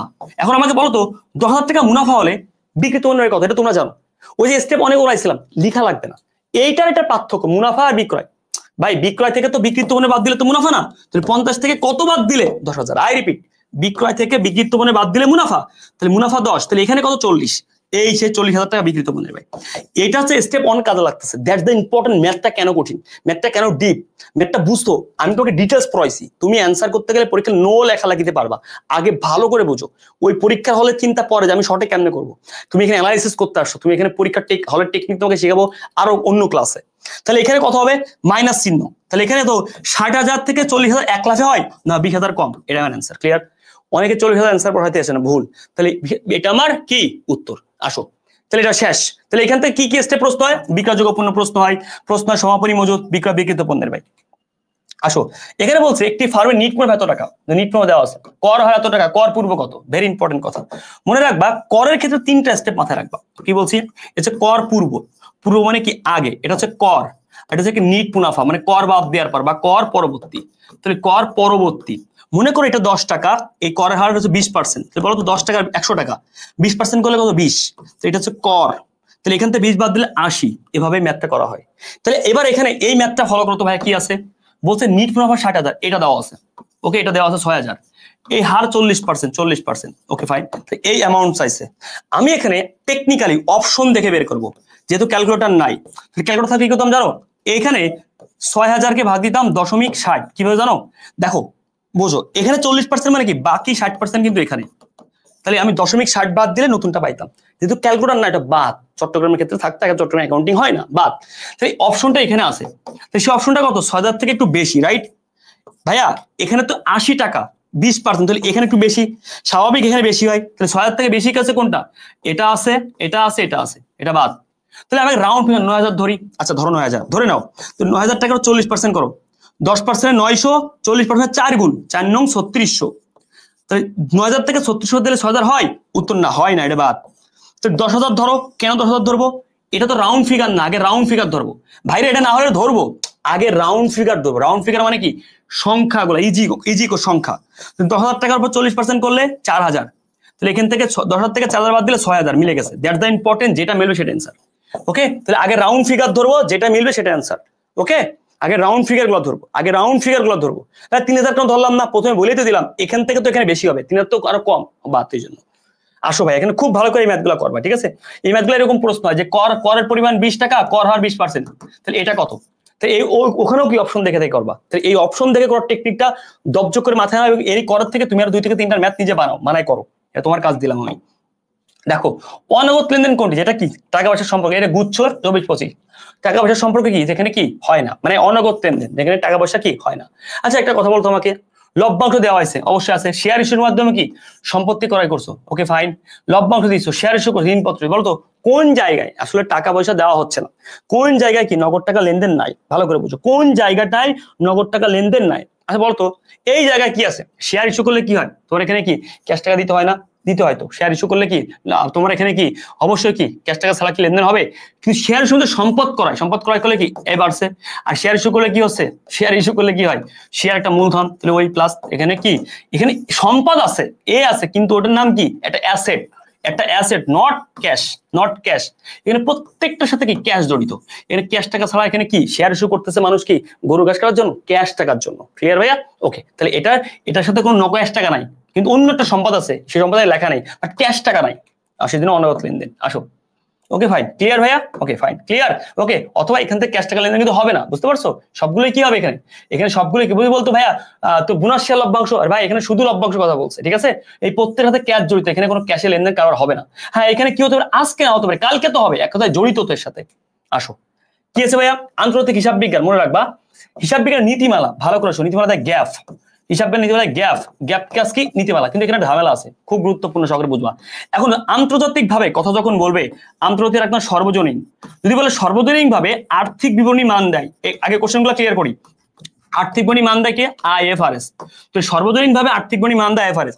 যদি বলে বাংলাদেশে, আমার বাংলাদেশে আর্থিক বিবরণী মান দেয় কে? BFRS। এখন আসো, যদি বলে হিসাবের নীতিমালা কে দেয়? গ্যাপ। এখন আসো, এই গ্যাপ যদি পরীক্ষা না থাকে তখন আমি কি করব? এই গ্যাপের একটা উস্তাদ আছে, কি আছে? উস্তাদ আছে। তো গ্যাপের উস্তাদ কে জানো? গ্যাপের বস, গ্যাপকে কন্ট্রোল করে IASB। কই আছে? এই যে আছে, এই IASB গ্যাপকে কন্ট্রোল করে। এই জন্য গ্যাপ না থাকলে এটা অ্যান্সার নিব। এবং এই গ্যাপটা আধুনিক হিসাব বিজ্ঞানের প্রতিষ্ঠিত এবং বকেয়া ভিত্তিকে ফলো করে। ওকে, বকেয়া ভিত্তিকে ফলো করে এটা। এবং আধুনিক হিসাব বিজ্ঞান কাকে ফলো করে? গ্যাপকে। ক্লিয়ার? এইটা আইসি মাথায় রাখবা, এটা হচ্ছে BFRS এর উস্তাদ, মানে BFRS এর গুরু হচ্ছে এটা। এবং CA, এই CA ডিগ্রিতে ICME। Okay fine. আর CMA যে ডিগ্রিটা আছে এটাতে ICME। ক্লিয়ার? এগুলো পরীক্ষা আসে। তাহলে ভাই বুঝতে পারছো, আর্থিক বিবরণী আর্থিক অবস্থার বিবরণী কিন্তু এক না। আর্থিক বিবরণী কয় প্রকার? 5 প্রকার। আর্থিক বিবরণী 5 প্রকার। এই 5 প্রকার এর মধ্যেই একটা অংশ আর্থিক অবস্থার বিবরণী। আর্থিক বিবরণী আর্থিক অবস্থার বিবরণী এক না, আর্থিক বিবরণী 5টা। কি অনুযায়ী? ইন্টারন্যাশনাল অ্যাকাউন্টিং 01 অনুযায়ী। এর মধ্যে এই 5টার মধ্যে একটা আছে আর্থিক অবস্থার বিবরণী। ক্লিয়ার? আসো, এই টপিকটা পুরোটাই ক্লিয়ার। আসো, এরপরে বলছে কি দেখো, এরপরে বলছে লিপিবদ্ধকরণের প্রক্রিয়া কোনটি? আচ্ছা, লিপিবদ্ধকরণ প্রক্রিয়া কি? লিপিবদ্ধকরণ একটা হিসাব রক্ষণ, যার ইংলিশে বলে বুক কিপিং। ক্লিয়ার? ইংলিশে বলে। প্রথম ধাপ, আচ্ছা এর ধাপ 3টি। বিশ্লেষণ, এ ধাপ 3, বিশ্লেষণ, জাবেদা খতিয়ান। এ ধাপ হচ্ছে মোট 3টে, বিশ্লেষণ, জাবেদা, খতিয়ান। মাথায় এই 3টিকে আবার কি বলে জানো? এই 3টিকে হিসাব চক্রের প্রথম ধাপ, প্রথম 3টি ধাপ বলে, 1 2 3। তাহলে এখানে প্রশ্ন কিভাবে হয়? লিপিবদ্ধকরণের প্রথম ধাপ কোনটি, দ্বিতীয় ধাপ কোনটি, তৃতীয় ধাপ কোনটি? ওকে, লিপিবদ্ধকরণে ক্রম কোনটি? ক্রম সিরিয়াল অনুযায়ী হয় এগুলো, সিরিয়াল। ওকে, লিপিবদ্ধকরণ হিসাব রক্ষণ। তাহলে হিসাব রক্ষণ বা লিপিবদ্ধকরণের বিশ্লেষণ, জাবেদা, খতিয়ান। খতিয়ানের নাম কি? স্থানান্তর। ওকে, স্থানান্তর। ক্লিয়ার? তো এইগুলো পরীক্ষা আসবে রিটেনে আসে, এমসিকিউতে আসে। এখন আমাকে একটা কথা বলতো ভাইয়া, হিসাব রক্ষণ হিসাব বিজ্ঞান কি এক? উত্তর হচ্ছে না। এই হিসাব বিজ্ঞান ধাপ 3টি। একটা লেনদেন কি? শনাক্তকরণ। এইবার বোঝো খেলাটা কারে বলে। 2 নাম্বার হচ্ছে কি? লিপিবদ্ধকরণ। 3 নম্বরে তথ্য সরবরাহ। এবার দেখছো খেলাটা? তাই এই যে 2 নাম্বার ধাপ, হিসাব বিজ্ঞানের 2 নাম্বার ধাপ লিপিবদ্ধকরণ বা হিসাব রক্ষণ। ওই হিসাব রক্ষণের আবার 3টা ধাপ, ক্লিয়ার? হিসাব বিজ্ঞানের একটা অংশ কি লিপিবদ্ধকরণ বা সংরক্ষণ, সেই হিসাব রক্ষণ বা লিপিবদ্ধকরণ আবার 3টা। এখান থেকে এমসিকিউ হয় হিসাব বিজ্ঞানের মূল উদ্দেশ্য বা প্রধান উদ্দেশ্য হচ্ছে এই তথ্য সরবরাহ, এখান থেকে প্রশ্ন হয়। আর প্রথম শনাক্তকরণ বা চিহ্নিতকরণ। অনেকে ভুল করে হিসাব বিজ্ঞানের প্রথম ধাপ চাই দিয়ে দেয় বিশ্লেষণ, না রে ভাই, এই বিশ্লেষণটা হচ্ছে লিপিবদ্ধকরণে বা হিসাব রক্ষণের, বিশ্লেষণটা হিসাব রক্ষণ বা লিপিবদ্ধকরণে। আর হিসাব বিজ্ঞানের প্রথমটা হচ্ছে শনাক্তকরণ বা চিহ্নিতকরণ, আইডেন্টিফিকেশন। ওকে, হিসাব বিজ্ঞানের শেষ তথ্য সরবরাহ আর লিপিবদ্ধকরণ বা হিসাব রক্ষণের শেষ খতিয়ান। তাই মনে রাখবা, এটা খুব গুরুত্বপূর্ণ, ভুল হয় কিন্তু এখান থেকে, তাই বললাম। হ্যাঁ, খুবই গুরুত্বপূর্ণ। 2024 সালে সাতবান কোম্পানি সম্পদ কমেছে, দায় কমেছে। ওকে ফাইন, বলছে মালিকানা সত্ত্ব কত? আচ্ছা, সহজে বুঝবা, মালিকানা সত্ত্ব মানে এ সমান এল প্লাস ওই। মনে রাখবা এইটা শেষে, দ্যাটস এখানে ফোকাস। তাহলে সম্পত্তি কমলে এটা কমছে, এই পাশে যদি কমে সমান সমান ওই পাশে কি হবে, ইফেক্টটা কি হবে, কমবে। কার ক্ষেত্রে কমবে ভাই? ওই। কেন ভাই? কারণ অ্যান্সার চাইছে ওই, তাহলে এটাও কমবে। কত? 50,000। আসো, দায় কমেছে, এটা মাইনাস। ভাই এই পাশে কি হবে? আরে ভাই এই পাশে আসা যাবে না, কেন? উত্তর কি চাইছে? ওই। আমি আবার বলছি উত্তর ওই, এখানে ফোকাস। তাহলে এটা কি হবে? প্লাস। কেন? সমান সমানে একই পাশে একটা মাইনাস হলো একটা প্লাস, আর একটা প্লাস হলো একটা মাইনাস। সমান সমান এই দুটো সমান, এল আর ওই কিন্তু একই পাশে। আই রিপিট, একই পাশে, মানে এক পাশে, ডান পাশে। তাই একটা মাইনাস হলো একটা প্লাস, এটা প্লাস হতে এটা মাইনাস। তো দায়িত্ব কমছে কত? 90। তাহলে এটা প্লাস, এটা কত হবে? প্লাস হবে 90,000। তাহলে এখানে প্লাস, এখানে মাইনাস, প্লাসের সংখ্যা বেশি, তার মানে কি হয়েছে? প্লাসের সংখ্যা বেশি। ভাইয়া ভালো করে বুঝো, প্লাসের সংখ্যা কি বেশি। বেশি মানে কি ভাইয়া? বেশি মানে কি? 40,000 প্লাস। প্লাস তাহলে প্লাস মানে কি? বৃদ্ধি। প্লাস মানে কি? বৃদ্ধি। ক্লিয়ার? প্লাস মানে বৃদ্ধি, প্লাস মানে বৃদ্ধি। এই যে বৃদ্ধি কই? এই 40,000 টাকা বৃদ্ধি। ক্লিয়ার? প্লাস মানে বৃদ্ধি, প্লাস মানে বৃদ্ধি, প্লাস মানে বৃদ্ধি। ক্লিয়ার? Okay fine. তাহলে প্লাস, এইভাবে কিন্তু পরীক্ষায় কি প্রশ্ন হবে, বুঝতে পারছো কি বলছি?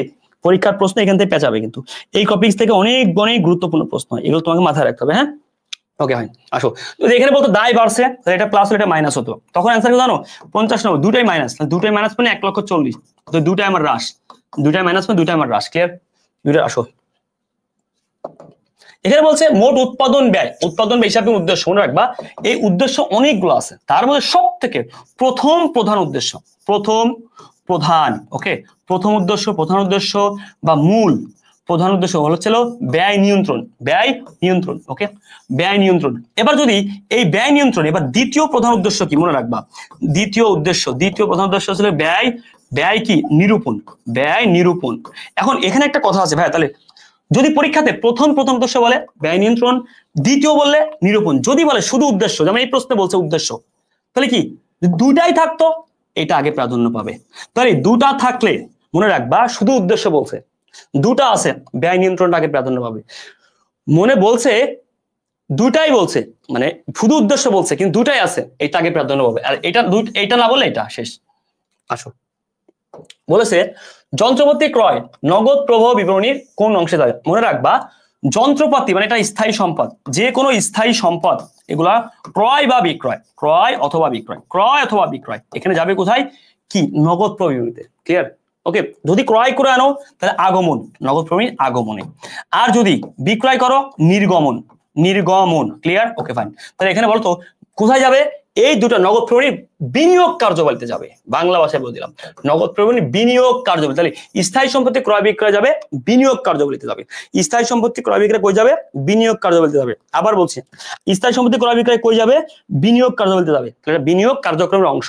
ওকে, যদি ক্রয় করা হয় তাহলে বিনিয়োগ কার্যক্রমের নগদ আন্তঃপ্রবাহ, আর বিক্রয় করা হলে নগদ বহিঃপ্রবাহ। ওকে, মাথায় রাখবা শেয়ার ক্রয়, হ্যাঁ শেয়ার ক্রয় এই সময় পার্থক্য। এটা কেন বলতেছি বুঝবা মনু।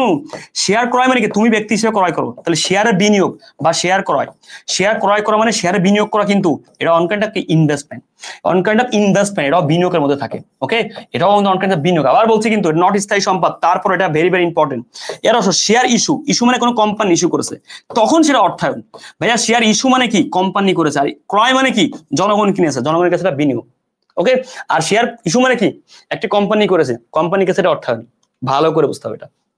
আসো, বলেছে ভাইয়া নিচে কোনটি সঠিক? মূলধন কি? সঠিক বলেছে, জিএসটি কোশ্চেন। মূলধন লাভ কি? মূলধনকে কমায়? ধুর, লাভ পুঁজি বৃদ্ধি করে, লাভ মূলধনের পরিবর্তন করে না, ভুল। লাভ পুঁজি বৃদ্ধি করে, পুঁজি শুধু লাভ থেকে আসে না, পুঁজি শুধু লাভ থেকে আসে না। ওকে বলো তাহলে কোনটা অ্যান্সার? 2 নম্বরটা অ্যান্সার। কেন?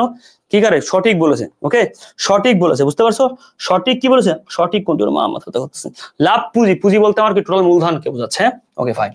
এবার আসো কোন সমীকরণটি সঠিক নয়, জিএসটির কোশ্চেন সঠিক নয় বলছে, মনে রাখবা সমীকরণ হচ্ছে এটা a=l + ওই, মনে রাখবা খুব গুরুত্বপূর্ণ কোশ্চেন। এই কোশ্চেনটা ঢাকা বিশ্ববিদ্যালয়ের 19-20 সালে এসে গেছে, তুমি দেখি মিলাই নিও, তুমি মিলাই নিও পাবা। মনে করো এটা যদি এই পাশে আসে তাহলে a এই পাশে l এই পাশে মাইনাস সমান ওই, যদি আমার ওই এই পাশে আসে a মাইনাস ওই সমান l। এখন প্রশ্নতে ভাই a সমান l এটা কি সঠিক, সঠিক, a সমান ওই সঠিক, সঠিক কেন শুনো বলি ভালো করে শুনো। মনে করো এটা আমার 5 টাকা, এটা 3 টাকা, দুটো যোগ করলে 8 টাকা। তার মানে এই সম্পদটা কিভাবে সৃষ্টি হয়, কিছু দায় কিছু মালিক। তার মানে একটা মানুষের পক্ষে একা ব্যবসা করা কি সম্ভব হয় না, সে কিছু নিজে দেয় কিছু ধার করে। হ্যাঁ তোমার ফ্রেন্ড অনেক বড় লোক, তার কি করবে, সে 8 টাকা নিজেই দেবে, সে কারো ধার নেবে না, সে একাই, তার সমীকরণ a সমান ওই। আরেকজন ফ্রেন্ড আছে গরিব, সে ধার করে নিছে 8 টাকাই, নিজে দেবে না, তাহলে a সমান l। তাহলে যেই প্রতিষ্ঠানে তোমার কি বড়লোক বন্ধু ব্যবসা করবে, সে কারোর ধার নিবে না, a সমান ওই। আর যেখানে কি সে ধার করে ব্যবসা করবে, a সমান l। তাহলে বলতো a মাইনাস l, a সমান l প্লাস সঠিক, সঠিক নয় বলেছে। এখানে আসলে মাইনাস, কিন্তু এই পাশে আসলে এটা কি মাইনাস হয় প্লাস দেওয়া আছে, ভুল, এটা কিন্তু সঠিক। স্টুডেন্টরা ভুল করবে, ভাববে কি এটা ভুল আছে, স্টুডেন্ট ভাববে কি এটা ভুল আছে, না ভাই এটা সঠিক আছে, ক্লিয়ার ভাইয়া, ওটা সঠিক আছে, বুঝতে পারছো। এখানে তোমার বিস্তারিত শিখাইলাম। হ্যাঁ আসো, এখানে বলা হয়েছে ভাইয়া একটি কোম্পানি বিনামূল্যে বর্তমান শেয়ার হোল্ডার মধ্যে, মনে রাখবা বিনামূল্যে মানে কি টাকা ছাড়া যদি শেয়ার দেওয়া হয় তাকে বলে ফ্রি শেয়ার, ফ্রি শেয়ার। হ্যাঁ আরেকটা হচ্ছে বোনাস শেয়ার। এখন এই বোনাস কথাটা কিন্তু বাংলায় ভাইয়া, তাহলে বোনাস কথাটা কি মানে ইংরেজিতে আর কি, এই বোনাসে বাংলা অধিবৃত্ত শেয়ার, পরীক্ষাতে কেলাই থাকো না জানো অধিবৃত্ত প্রশ্ন আসলে। এখন এই শেয়ার দেওয়া হয় ফ্রিতে, ফ্রিতে কোম্পানি কাদের দিবে, নতুন শেয়ার না পুরাতন কোম্পানি, যারা পুরাতন শেয়ার হোল্ডার আছে, কোম্পানি যারা বিদ্যমান শেয়ার হোল্ডার আছে, পরীক্ষায় প্রশ্ন আছে কাদের দেয়, কোম্পানি এক্সিস্টিং শেয়ার হোল্ডার আছে, ওকে তাদেরকে দেয়। কেন দেয় মনে না, যখন কোম্পানি নগদের টাকা লভ্যাংশ দিতে ব্যর্থ হয়, নগদ টাকা তার কাছে নাই, তো লভ্যাংশ দিতে, এই লভ্যাংশর বিপরীতে নগদ টাকা দিতে ব্যর্থ হয়, এর বিপরীতে কি দেয়, বিতে বোনাস, এতে শেয়ার। তো নগদ টাকা লভ্যাংশ দিতে ব্যর্থ, তখন কোম্পানি বোনাস শেয়ার দিবে, ক্লিয়ার। এখন বোনাস শেয়ার দিলে কি হয়, একেতে মনে রাখবা এর ফলে প্রথমত কোন শেয়ার মালিকানা কিন্তু বাড়তেছে না, তাহলে মালিক বাড়তেছে না, মালিকানা কি, মালিকানা স্থির থাকে, তাহলে শেয়ার মালিকানা কি থাকে, স্থির। কারণ কি নতুন কোনো মালিকানা আসতেছে না, কিন্তু শেয়ার দিলেই কি হয়, শেয়ার দিলে মূলধন তো বাড়বে, কোম্পানির মূলধন তো বাড়বে 100%, অবশ্যই মূলধন বাড়বে কিন্তু মালিকানা বাড়বে না, ক্লিয়ার। তাহলে আলটিমেটলি কি এই বোনাস শেয়ারটা দিলে মূলধন বাড়বে, তাহলে বলতে পারি মূলধন বাড়া মানে ওই প্লাস, ইয়েস, তাহলে একেতে ওই প্লাস হয়, কেন মূলধন বৃদ্ধি, জাবেদা কিন্তু হয়ে গেল মূলধন বৃদ্ধি। এবার আসো খুব গুরুত্বপূর্ণ সহকারে বুঝো, একদম প্রতিটা পয়েন্ট পড়বা ভাই, পড়ার জন্য আসতে পড়বা, ওকে। তাহলে এবার দেখো এখন আসতে এই বোনাস শেয়ার কোথা থেকে দেয়, তাহলে কোম্পানি প্রতি বছর যখন নিট লাভ দেয় তার একটা অংশ সংরক্ষিত মুনাফা হিসেবে সেভ করে, সংরক্ষিত মুনাফা, যাকে তোমরা অবন্টিত মুনাফা বলো, ওকে, যাকে তোমরা কি বলো সংরক্ষিত মুনাফা, অবন্টিত মুনাফা, এই মুনাফা থেকে কিন্তু বোনাস শেয়ার দেওয়া হয়। তাহলে মুনাফা থেকে বোনাস শেয়ার দেওয়া হয়, কোথা থেকে দেয়, বা মূলধন সঞ্চয় থেকে দেয়, তাহলে দিলে কি হবে, মুনাফাটা কমে যাবে না, তাহলে সংরক্ষিত মুনাফা কমে গেলে কি ওই মাইনাস, তাহলে একবার ওই মাইনাস একবার ওই প্লাস, দ্যাট মিন বলতে পারি বোনাস শেয়ারের ফলে ওই মাইনাস হয় ওই প্লাস হয়, ক্লিয়ার। বোনাস শেয়ারের পরে ওই মাইনাস আর ওই প্লাস, বাংলা ভাষায় বলবা মালিকানা সত্ত্ব অপরিবর্তন। পরীক্ষায় প্রশ্ন আসবে একাধিকবার আসছে, বোনাস শেয়ারের ফলে কি হয়, একটা ডিটেইলস শিখালাম, বোনাস শেয়ারের ফলে মালিকানা তো অপরিবর্তন থাকে, মালিকানা তো হ্রাস আর বাড়ে, এক কথা অপরিবর্তন। তাহলে এখানে ভাইয়া এটার অ্যান্সার কি, বোনাস শেয়ার, এবং বোনাসের ইফেক্টও শিখালাম। You are so premium man, okay. আর দুটা কোশ্চেন আছে দেখো, ইয়াস সো বোনাস শেয়ার কি ইফেক্টও শিখাইছি, এবং বোনাস শেয়ারের ফলে কি হয় সেটাও শিখাইছি, ইউ আর সো প্রিমিয়াম, ওকে। দেখো তোমার কি আটকা ইনশাআল্লাহ। এনএসএফ মানে কি, যে চেক কি হইছে, নট সাফিসিয়েন্ট ফান্ড, নট নাই সাফিসিয়েন্ট, পর্যাপ্ত ফান্ড মানে টাকা, বাংলা ভাষায় যদি বলে অপর্যাপ্ত তহবিল, অপর্যাপ্ত তহবিল বা টাকার অভাব বা টাকা নাই, ওকে বাংলা ভাষায় ক্লিয়ার, অ্যাকাউন্টে টাকা নাই সমস্যা। তাহলে এটা টাকা নাই মানে কি, চেকটা ফেরত হবে। প্রথমে কি ব্যাংকে গেছে, ব্যাংক ভাই তুই আমার টাকা দে, ব্যাংক বলছে টাকা নাই, ব্যাংক, তাহলে ব্যাংক যখন বলছে নাই, তাহলে ব্যাংক কি করবে, তাহলে ব্যাংক যখন হাতে চেকটা নিছিল, ব্যাংক যখন বলবে নাই, ব্যাংক ফেরত দিবে। তাহলে ব্যাংক ফেরত দিলে কি হয়, ব্যাংকে জমা দিলে, ব্যাংক ফেরত দিলে কি ডেবিট, তাহলে ব্যাংক যখন জমা নিছিল তখন ক্রেডিট, ব্যাংক ফেরত দিলে ডেবিট। এখন নগদান বই কি করবে, মেন তো কাজ নগদ, কারণ ব্যাংক তো করে ফেলেছে, তাহলে ব্যাংক ডেবিট করলে নগদান বই ক্রেডিট, আর নগদান বই ক্রেডিট মানে কি মাইনাস, ক্লিয়ার। নগদান বই ক্রেডিট মানে মাইনাস, আমরা সবাই জানি। তাই দেখ ব্যাংক ফেরত দেবে, তাহলে ব্যাংক ডেবিট করবে, ওকে ফাইন। আর নগদান বই কি উল্টা ক্রেডিট, তাহলে ব্যাংকের নগদান বইয়ের ক্রেডিট পাশে বা মাইনাস করবে। তাহলে চেক সময়গত উপস্থিত না হওয়া, ও এটা হলো ইফেক্ট শিখাইলাম, ইফেক্ট, ওকে। পরীক্ষায় কিন্তু ইফেক্ট চাইতে পারে, মানে বিস্তারিত ইফেক্ট শিখাইলাম। এখন এখানে কি চাইছে, কোনো ইফেক্টিভ চাইনি, এর মানে কি সময় মতো উপস্থিত না হওয়া, না রে ভাই, এত টাকা না থাকলে চেকের টাকার পরিমাণ অঙ্ক কোথায় গড় মিল, নির্দিষ্ট পূর্বে চেক উপস্থিত না, হিসাব ধরে এই যে এই গড় মিল না, অপর্যাপ্ত টাকা, এই দেখছো পর্যাপ্ত টাকা না থাকবে অপর্যাপ্ত টাকা, নট গড়। ওকে, অপর্যাপ্ত টাকা মানে টাকা না, অ্যাকাউন্টে টাকা কম, বুঝতে পারছো? তাই এইটা শিখে গেলাম, এটার ইফেক্ট, সমীকরণের ইফেক্ট। আর এখানে কি জাস্ট লাইকা সংজ্ঞা, সংজ্ঞা, আর এটা হলো ইফেক্ট, তোমার দুইটাই কাজে লাগবে।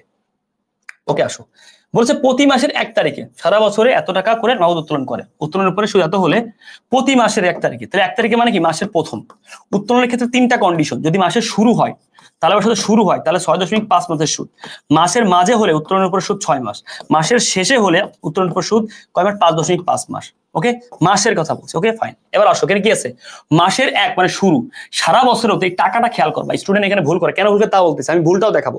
ভুল করে সারা বছরের টাকা দিয়ে আছে, তাহলে সারা বছরে 2000, এর উপরে কয় পার্সেন্ট, 5%, তাহলে এই 5% করলে 10% 200, একটা শূন্য বাদ, 5% অর্ধেক কত, 100। এই 100 টাকা কি 1 মাসের সুদ নাকি বছরের সুদ, এটা না বের করতে পারলে তুমি কিন্তু ভুল করবা। আমি আবার বলতেছি, স্যারের কথা শুনতে হয়, হ্যাঁ, 1 মাসের সুদ না বছরের সুদ, এই টাকাটা কিসের, সারা বছর। তাহলে এখানে যদি বলতো মাসে 2000, তখন এটা তো 1 মাসের সুদ, সারা বছরে 2000, দ্যাটস মিন এটা বছরের টাকা। এবার আসো, আমার তো লাগবে 6.5, ইম্পর্টেন্ট, এই জন্য আমরা 100 কি করবো, খুব গুরুত্বপূর্ণ সেটা খেয়াল করো। এখানে কি করে বলো, তাহলে এখানে তো প্রতি মাসের 1 তারিখে সারা বছরে মোট এত টাকা করে, তাহলে প্রতি বছরে এত টাকা করে, সারা বছরে এত টাকা করে মোট নগদ উত্তোলন করে, তাহলে বলো তুমি আমাকে, এখানে আমার 5% করে কত বলছি, 100, তাহলে আমার 6.5 মাসে লাগবে, ক্লিয়ার? ওকে ফাইন, প্রতি মাসের 1 তারিখে বলো আমাকে, তাহলে কত হবে, খুব গুরুত্বপূর্ণ সকলের খেয়াল, কত হবে, তুমি নিজে এটা ক্যালকুলেশন করো, বাকি ক্যালকুলেশন তুমি করো। তাহলে আমার এখানে কি আছে, বছরে উত্তোলন করে, সারা বছরে কত টাকা করে উত্তোলন করে, এত টাকা করে উত্তোলন করে, মানে ব্যাপারটা হচ্ছে এরকম, এইখানে খেয়াল রাখতে হবে। তাহলে এখানে বলতো সারা বছরে মোট উত্তোলন করে, খুব গুরুত্বপূর্ণ, যদি মোট কথা বলতো তাহলে এটা পুরো বছরের টাকা, তাহলে বছরে এত টাকা করে, দ্যাটস মিন প্রতি মাসে এত করে, মানে বুঝতে পারছো, সে সারা বছর উত্তোলন করে কিন্তু বছরে এত করে, মানে বলছে যে সে প্রতি মাসের 1 তারিখে এত টাকা করে উত্তোলন করে, আর উত্তোলনটা সারা বছর জুড়ে চলতে থাকে, বুঝতে পারছো? যদি বলতো, আই রিপিট, এটা হবে মাসের টাকা, কেন ভাই বলতো, প্রত্যেক মাসের, এটা আই রিপিট প্রত্যেক মাসের হবে এটা, ঠিক আছে? কেন প্রত্যেক মাসের, কারণ এখানে সে বলছে এত টাকা করে উত্তোলন করে, মানে বছর জুড়ে উত্তোলন করে কিন্তু প্রতি মাসের শুরুতে এত টাকা করে উত্তোলন করে, ঠিক আছে? তাহলে এটা 1 মাসের সুদ কত, 100, তাহলে 1 মাসে 100, 6.5 মাসের কত, তাহলে 6 গুণ 100, 600, আর এখানে কি আছে 0.5, মানে কি যে কোনো কিছুর অর্ধেক, ধরো তুমি 200 গুণ দিলা 0.5, তার মানে 200 অর্ধেক কত, 100, 550 গুণ দিলা 0.5, 500 অর্ধেক 250, আর হচ্ছে 50 অর্ধেক কিন্তু 25, তাহলে 250 আর হলো 25 কত হয়, 275, হাফ, তাহলে এখানে এর হাফ কত, 50, তাহলে 600 আর 50, 650, ক্লিয়ার? এবার আসো, যদি বলতো এখানে বছরে মোট, I repeat, please please please please, মোট বলতে বছরে মোট 2000, তখন কি করতাম জানো, তখন করতাম এই 2000 টাকার উপরে 5% করলে হতো 100, তখন এটা ভাগতাম 12 গুণ 1400, কেন জানো, কারণ এখানে এটা খুবই গুরুত্বপূর্ণ, বলছে সারা বছরে মোট 2000, তার মানে এটা বছরের মোট টাকা, এর উপরে 1% 5% করলে বছরের সুদ পাবো, আর 12 দিয়ে ভাগ দিলে 1 মাসের, আমার লাগে 6.5, এখানে কোনো ভাগ দিলাম না, কারণ এখানে মোট বলেনি, বছরের মোট, মানে এখানে বলেছে সে বছর উত্তোলন করে, সারা বছর জুড়ে করে, এবং প্রতি মাসে 1 তারিখে করে, দেখছো, মানে প্রত্যেক মাস করে এগুলো করে, তো বছরের মোট টাকা, তখন আমি কি করতাম, বছরের মোট টাকা বললে আমি কিন্তু এখানে কি করতাম, স্বাভাবিকভাবে কি করতাম, খুব গুরুত্বপূর্ণ সরকার বুঝো, স্বাভাবিকভাবে কি করতাম, বছরের মোট টাকা বললে এই যে এরকম ভাগ করতাম। ওকে, আসুন, clear clear clear clear clear. উত্তোলনের সুদ বার্ষিক ধরতে বললেও কখনোই কিন্তু 12 মাসের সুদ হয় না, মনে রাখবা, যদি কোনো তারিখ না বলে, কোনো কন্ডিশন না বলে, তাও 6 মাস। ওকে ওকে, যদি সারা বছরের বের করতে বলে, কোনো কন্ডিশন বলেনি, তাও 6 মাস। যদি বলে কোনো তারিখ দেওয়া আছে, তারিখ অনুযায়ী, তো উত্তোলনের সুদের কন্ডিশন 1 2 3 4 5, ভেরি ইম্পর্টেন্ট। ওকে, ও ইম্পর্টেন্ট, পণ্য উত্তোলনের উপরে কোনো সুদ হয় না, পণ্য উত্তোলনের উপরে কোনো সুদ হয় না। এখন আসো ইম্পর্টেন্ট কথা, শোনো, সবই তো ইম্পর্টেন্ট, খুব গুরুত্বপূর্ণ, এখানে লিখে দিই, ভালো করে শুনো। দেখো, উত্তোলনের ক্ষেত্রে মনে রাখবা, উত্তোলনের ক্ষেত্রে যদি সুদের কথা না বলে, ধরো সুদের পার্সেন্টেজ নাই, তাহলে কি সুদ হবে না, কিন্তু ঋণের ক্ষেত্রে যদি আমার পার্সেন্টেজ না থাকে, তাও 6%, এটা মাথায় রাখবা। আসো, এফএসবি ফুল মিনিং কোশ্চেন করা ফেলছে, মনে আছে ওই যে প্রথমে ফাইন্যান্সিয়াল রিপোর্টিং স্ট্যান্ডার্ড, এটা কাজ কি, আন্তর্জাতিকভাবে বা বাংলাদেশে আর্থিক পরিমাণ দেয়, আন্তর্জাতিকভাবে আর বাংলাদেশে আর্থিক পরিমাণ। ওকে, তারপর প্রেসিডেন্ট পদ্ধতি হচ্ছে 4টা কোশ্চেন আছে, 35 হবে মোট। আর বিএফআরএস কি, বিএফআরএস হচ্ছে বাংলাদেশে আর্থিক পরিমাণ দেয়, Bangladesh financial reporting standard, clear? IFRS আর বিএফআরএস পার্থক্য হচ্ছে এটা বাংলাদেশে আর হচ্ছে আন্তর্জাতিকভাবে। আসো, এবার এখানে কি বলছে, ক খ দুজন অংশীদার। ওকে ফাইন, নতুন অনুপাত বের করতে হচ্ছে, নতুন অনুপাত, টেকনিক ভাইয়া মনে রাখবা, ভেরি আমার টেকনিক খেয়াল করো। দুইজনের অনুপাত হচ্ছে 4:3, তাহলে দুইজনের 4:3। আসো তৃতীয় জনকে 2/5 5/2। এখন ভালো করে শোনো, এই ক্ষেত্রে মনে রাখবা তৃতীয় জনকে 5/2 দিচ্ছে, তাহলে বাকি থাকতেছে কত? 5/3। এই যে বাকিটুকু তৃতীয় জন থেকে শুরু করবা, এরা দুইজন পাবে। তৃতীয় জনকে 5/2, তাহলে বাকি থাকতেছে কিন্তু 5/2, 3 ভাগ, এটা আরো দুইজন পাবে। তাহলে আগের জন মতো 4 আনলো 3, 3 4 12। আগের জন 3 আনলো 3, 3 থেকে 9। এখন আসো কর খ শেষ, গ নাম্বারটা তো 2 পাবে সে, কিভাবে দেবো জানো? এই দুটো যোগ করবো, 4 + 3 7, 7 আর 2 7 × 14। কি বুঝলা? আবার বুঝো। মনে করো প্রথম দুইজন 5:2, তৃতীয় জনকে দিছে 5/2 ভাগ, তাহলে 5/2 ভাগ দিলে থাকে 5/3 ভাগ। এই 3 এই দুইজন পাবে আগে, 3 5 15, 3 আনলো 2, 3 2 6। লাস্টের জন্য এগুলো যোগ করবা, 5 আর 2 7, আর এটার সাথে গুণ করবা, যা সরি এটার সাথে গুণ করবা, যা পাবে তৃতীয় জন 2, তাহলে 7 2 14। বুঝেছো? এখন এখানে ঝামেলা না বুঝলে আবার পজ করে আবার দেখো। ওকে, ঝামেলা হচ্ছে এই জায়গায় 5/2 না বলে 20%, 10%। মনে রাখবা 20% মানে কি? 100-র মধ্যে কয়বার যায়? 5 বার যায়, তাহলে 5/1 ভাগ। 10% কয়বার যায়? 10 বার, 10/1 ভাগ। 25% কয়বার যায়? 4 বার যায়, তাহলে 4/1 ভাগ। ওকে, 50% কয়বার যায়? 2 বার যায়, তাহলে 2/1 ভাগ। এরকম পার্সেন্টেজ থাকবে। এই পার্সেন্টেজ থাকা মানে আমি তাও শিখা দিলাম। ক্লিয়ার? তাহলে প্রথমে কি করবা? তৃতীয় জনের বাকিটুকতে প্রথম 2টা গুণ করবা, পরে লাস্টেরটা কি করবা? 2টা যোগ করে ওটা গুণ করবা, শেষ। বলছে নিচেই কোন হিসাব তথ্যের গুণগত বৈশিষ্ট্য? মনে রাখবা 9 বলেছে। তাহলে হিসাব তথ্যের গুণ বৈশিষ্ট্য 2 প্রকার, একটা হচ্ছে প্রাথমিক, 2 আমার মাধ্যমিক। ক্লিয়ার? এখান থেকে কি আছে? প্রাথমিক মাধ্যমিক কোনটা বলছে? বলেনি। এক কথায় বৈশিষ্ট্য হলেই হবে না, শেষ। মানে প্রাথমিক মাধ্যমিক দুইটা মিলেই কোশ্চেন আসছে। বলছে কোনটি হিসাব তথ্যের বৈশিষ্ট্য, গুণগত বৈশিষ্ট্য, গুণগত 2 প্রকার, প্রাথমিক মাধ্যমিক। স্পেসিফিক বলেনি। প্রাথমিকের মধ্যে কি থাকে? প্রবি, এর সাথে কার্পেন, তুষা। তাহলে প্রাথমিকের 2টা মূলত, প্রাসঙ্গিক, বিশ্বাসযোগ্যতা, তুলনাযোগ্যতা, সামঞ্জস্যতা। তুলনাযোগ্যতা, সামঞ্জস্যতা। এবার এখানে এই প্রাসঙ্গিকতা আমি তোমাকে বারবার বলতেছি, কোশ্চেন হবে। এই প্রাসঙ্গিকতার অনেকগুলো সিনোনিম আছে, অনেকগুলো সিনোনিম আছে। প্রাসঙ্গিকতা, ভবিষ্যৎ মূল্য, মতামত মূল্য, ভবিষ্যৎ সম্পর্কে ধারণা, পূর্ব পরিকল্পনা, এই সব সিনোনিম পরীক্ষা আসে, অনেকগুলো আছে। Okay fine. এই বিশ্বাসযোগ্যতার কি অনেকগুলো সিনোনিম আছে, এইগুলোর থেকে প্রশ্ন আছে। তুমি কষ্ট করে এটা পড়াইতে গেলে 20 মিনিট লাগবে, 10 থেকে 15 মিনিট লাগবে মিনিমাম। তুমি কষ্ট করে আমার ইউটিউবে যে এই প্রাথমিক বৈশিষ্ট্য আর মধ্যম বৈশিষ্ট্যের উপরে বিস্তারিত আলোচনা আছে, কতগুলো আছে, কি কি শব্দের ইসি, ওইটা দেখবা। এই অধ্যায়ের প্লেলিস্টে দেখবা, ভালো করে পড়ে যাওয়া। তো তোমাকে এতটুকু শিখাইলাম যে এখান থেকে প্রশ্ন হয় কিভাবে, একের থেকে কোন বৈশিষ্ট্য বৈশিষ্ট্য নয়, এক এর মধ্যে মূলত দুইটি, এর অনেকগুলো নাম আছে। এই মেন গুলা থেকে প্রশ্ন হলে হবে। আবার এর মধ্যে যে আছে কোনটি প্রাথমিক বৈশিষ্ট্য, এখান থেকে প্রশ্ন হবে। আর কোনটি বৈশিষ্ট্য নয়, এখান থেকে প্রশ্ন হবে। বুঝতে পারছো কি বলছি? তো দেখো তো ভাইয়া, প্রাসঙ্গিকতা কি? এই যে আছে প্রথমে, বিশ্বাসযোগ্যতা এই যে পড়ছো। পূর্বানুমান, এটা আরেকটা সিনোনিম। তাহলে ঐতিহাসিক মূল্য নাই, ঐতিহাসিক মূল্য কোনো বৈশিষ্ট্যের মধ্যে পড়ে না। ক্লিয়ার? ভাইয়া তুমি কেমনে বুঝলা? তোমার মাধ্যমিকে জানা লাগবে। মাধ্যমিক তুষা না, আরো অনেক কিছু আছে। সামঞ্জস্যতা, আর একটা ধারাবাহিকতা, তুলনাযোগ্যতা। বুঝতে পারছো? এই সব নামগুলো জানতে হবে ওই বেসিক ক্লাস দেখে, ইনশাল্লাহ। আর বই পড়লে মুখস্থ করা লাগবে, আমরা ক্লাস দেখলে অটো হয়ে যাবে। ক্রয় মূল্যের উপরে লাভের আর 25 হলে বিক্রয় মূল্যের এত টাকা হলে লাভের পরিমাণ কত? দেখো তো ভাই, ভালো করে শোনো। টাকা আছে বিক্রয়, ভেরি ইম্পর্টেন্ট। ক্রয় মূল্যের উপরে লাভ, তাহলে ক্রয় মূল্য ওই যে টেকনিক ট্রান্সফার মিল, ক্রয় মূল্যের উপর 25 হলে বিক্রয় মূল্যের উপরে কত? ক্রয় মূল্য মানে যোগ প্রক্রিয়া, তাহলে 25/100 + 25। আমরা সবাই জানি যে ক্রয় মূল্য বেশি বিক্রয় মূল্য কম, বোঝা যাচ্ছে 20%। কেন? তোমার করতে করতে ওই লেভেলে তুমি চলে আসছো অলরেডি, তাও করাই। 25 একে 25, 5 25 125, গুণ হচ্ছে 100, 100/5 = 20%। ঠিক আছে? এটা হচ্ছে মুনাফার হার, কিসের উপরে? বিক্রয়ের উপরে। আর তুমি যখন এগুলো বেশি বেশি করবে না, অটো মুখস্থ হয়ে যাবে। তাহলে এর উপরে 20% করো, 10% মানে কত?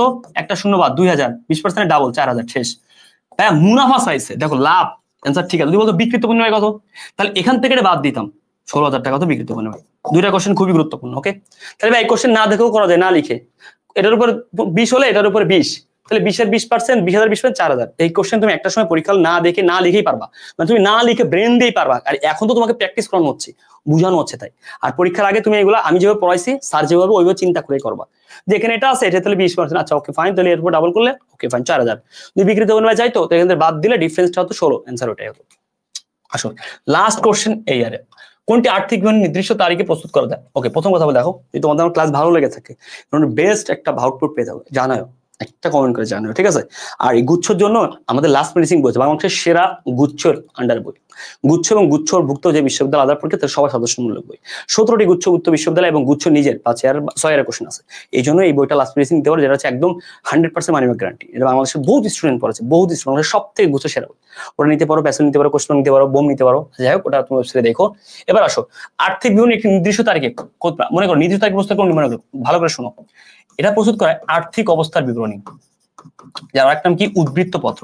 তাহলে আর্থিক অবস্থার বিবরণী আর এক নাম উদ্বৃত্ত পত্র, যার এক নাম স্থিতিপত্র। স্থিতিপত্র তার আর্থিক অবস্থা নিয়ে উদ্বৃত্ত পত্র, স্থিতি, এই সবকিছু করে এটা হচ্ছে একটা নির্দিষ্ট তারিখে, নট অনলি তারিখ, নির্দিষ্ট সময় বিন্দুতে, নির্দিষ্ট সময় বিন্দুতে, সময় বিন্দুতে, ওকে, নির্দিষ্ট তারিখে, নির্দিষ্ট সময় বিন্দুতে, ওকে, নির্দিষ্ট সময়, ওকে, নির্দিষ্ট সময়ে, ওকে। তো ইচ্ছা মতো প্রস্তুত করা যায়, চাইলে 365 দিন তুমি প্রস্তুত করতে পারবা। কোনটা? আর্থিক অবস্থার বিবরণী বা স্থিতিপত্র। এখন আসো আয় বিবরণী কি জানো? আয় বিবরণী, নগদ প্রবাহ বিবরণী আর মালিকানা সত্ত্ব বিবরণী, এই তিনটা জানো হিসাবকাল শেষে, নির্দিষ্ট হিসাবকাল শেষে এই তিনটা প্রস্তুত করা হিসাবকাল ধারণা অনুযায়ী। হিসাবকাল ধারণা, হিসাব বিজ্ঞানের যে চলে ধারণা আছে না, নীতি ও ধারণা, আর এটা প্রস্তুত করা কি জানো? এটা হচ্ছে চলমান প্রতিষ্ঠান, চলমান প্রতিষ্ঠান অনুযায়ী, চলমান প্রতিষ্ঠানের ধারণা অনুযায়ী, চলমান প্রতিষ্ঠান ধারণা অনুযায়ী, চলমান প্রতিষ্ঠান ধারণা অনুযায়ী। আর এই তিনটা প্রস্তুত করা হয়েছে মালিকানা সত্ত্ব বিবরণী সহ হিসাবকাল ধারণা অনুযায়ী। পার্থক্য আছে, বিশ্বাস করে। এই যে রেকর্ড করতেছি না, লাইভ রিলেটেড ব্যাপার থাকে, অনেক কষ্ট হয়, এত পরিমাণে বুঝতে পারছি কি অ্যানালাইসিসটা করা হচ্ছে, এত কষ্ট করতেছি, পা ব্যথা করতেছে, সারা রাত যে এখন 4:30 বাজে মনে হয়। সো তোমাদের জন্য কষ্টটা করতে ভালো লাগে, ওকে। তো তোমরা এটা মূল্য দিও আর কি, ওকে। সো এই পর্যন্ত শেষ। গুচ্ছ যারা করেছো এখান থেকে তোমাকে মাথায় রাখতে হবে এই আর্থিক বিবরণী জানো, আর্থিক বিবরণী 5টা ধাপ, 1, 2 IAS ইন্টারন্যাশনাল অ্যাকাউন্টিং 0 5টি ধাপ, 2, 3, 4, 5 নম্বরের টিকা। বিশদায় বিবরণী কোনো মানে সিরিয়াল নেই, বিশদায় বিবরণী, মালিকানা সত্ত্ব, নগদ প্রবাহ, আর্থিক অবস্থার বিবরণী। মানে আর্থিক অবস্থার বিবরণী কিন্তু আর্থিক বিবরণীর একটা অংশ। ইম্পর্টেন্ট ব্যাপার যদি বলে আর্থিক বিবরণী মোট ধাপ কয়টি, ইম্পর্টেন্ট 5টি। এই 5টি যদি বলে আর্থিক বিবরণীর মধ্যে বিবরণী কয়টি, বিবরণী 4টি। তার মানে বিবরণী 4টি কেন? এটা কোনো বিবরণী না, টিকা। তার মানে বিবরণীর অংশ 4টি আর মোট ধাপ হচ্ছে 5টি। থ্যাংক ইউ সো মাচ, ভালো থাকো, সুস্থ থাকো, আমার জন্য দোয়া করো। আর আমাদের পেইড ব্যাচে যারা আছো তোমাদের জন্য শুভকামনা, পেইড ব্যাচে নাই তাদের শুভকামনা। তোমরা ভালো করো, তোমরা আমার কমেন্টে জানিও ক্লাস কেমন লাগছে, বন্ধুদেরকে শেয়ার করো। তোমাদের জন্য অনেক শুভেচ্ছা, অনেক শুভেচ্ছা, অনেক শুভেচ্ছা। আসসালামু আলাইকুম ওয়া রাহমাতুল্লাহি ওয়া বারাকাতুহু। আল্লাহ হাফেজ, সবাইকে ভালোবাসা রইলো, ভালো করে পড়াশোনা করো, এই কোশ্চেন অ্যানালাইসিস গুলো সবার মধ্যে ছড়িয়ে দাও। আল্লাহ হাফেজ।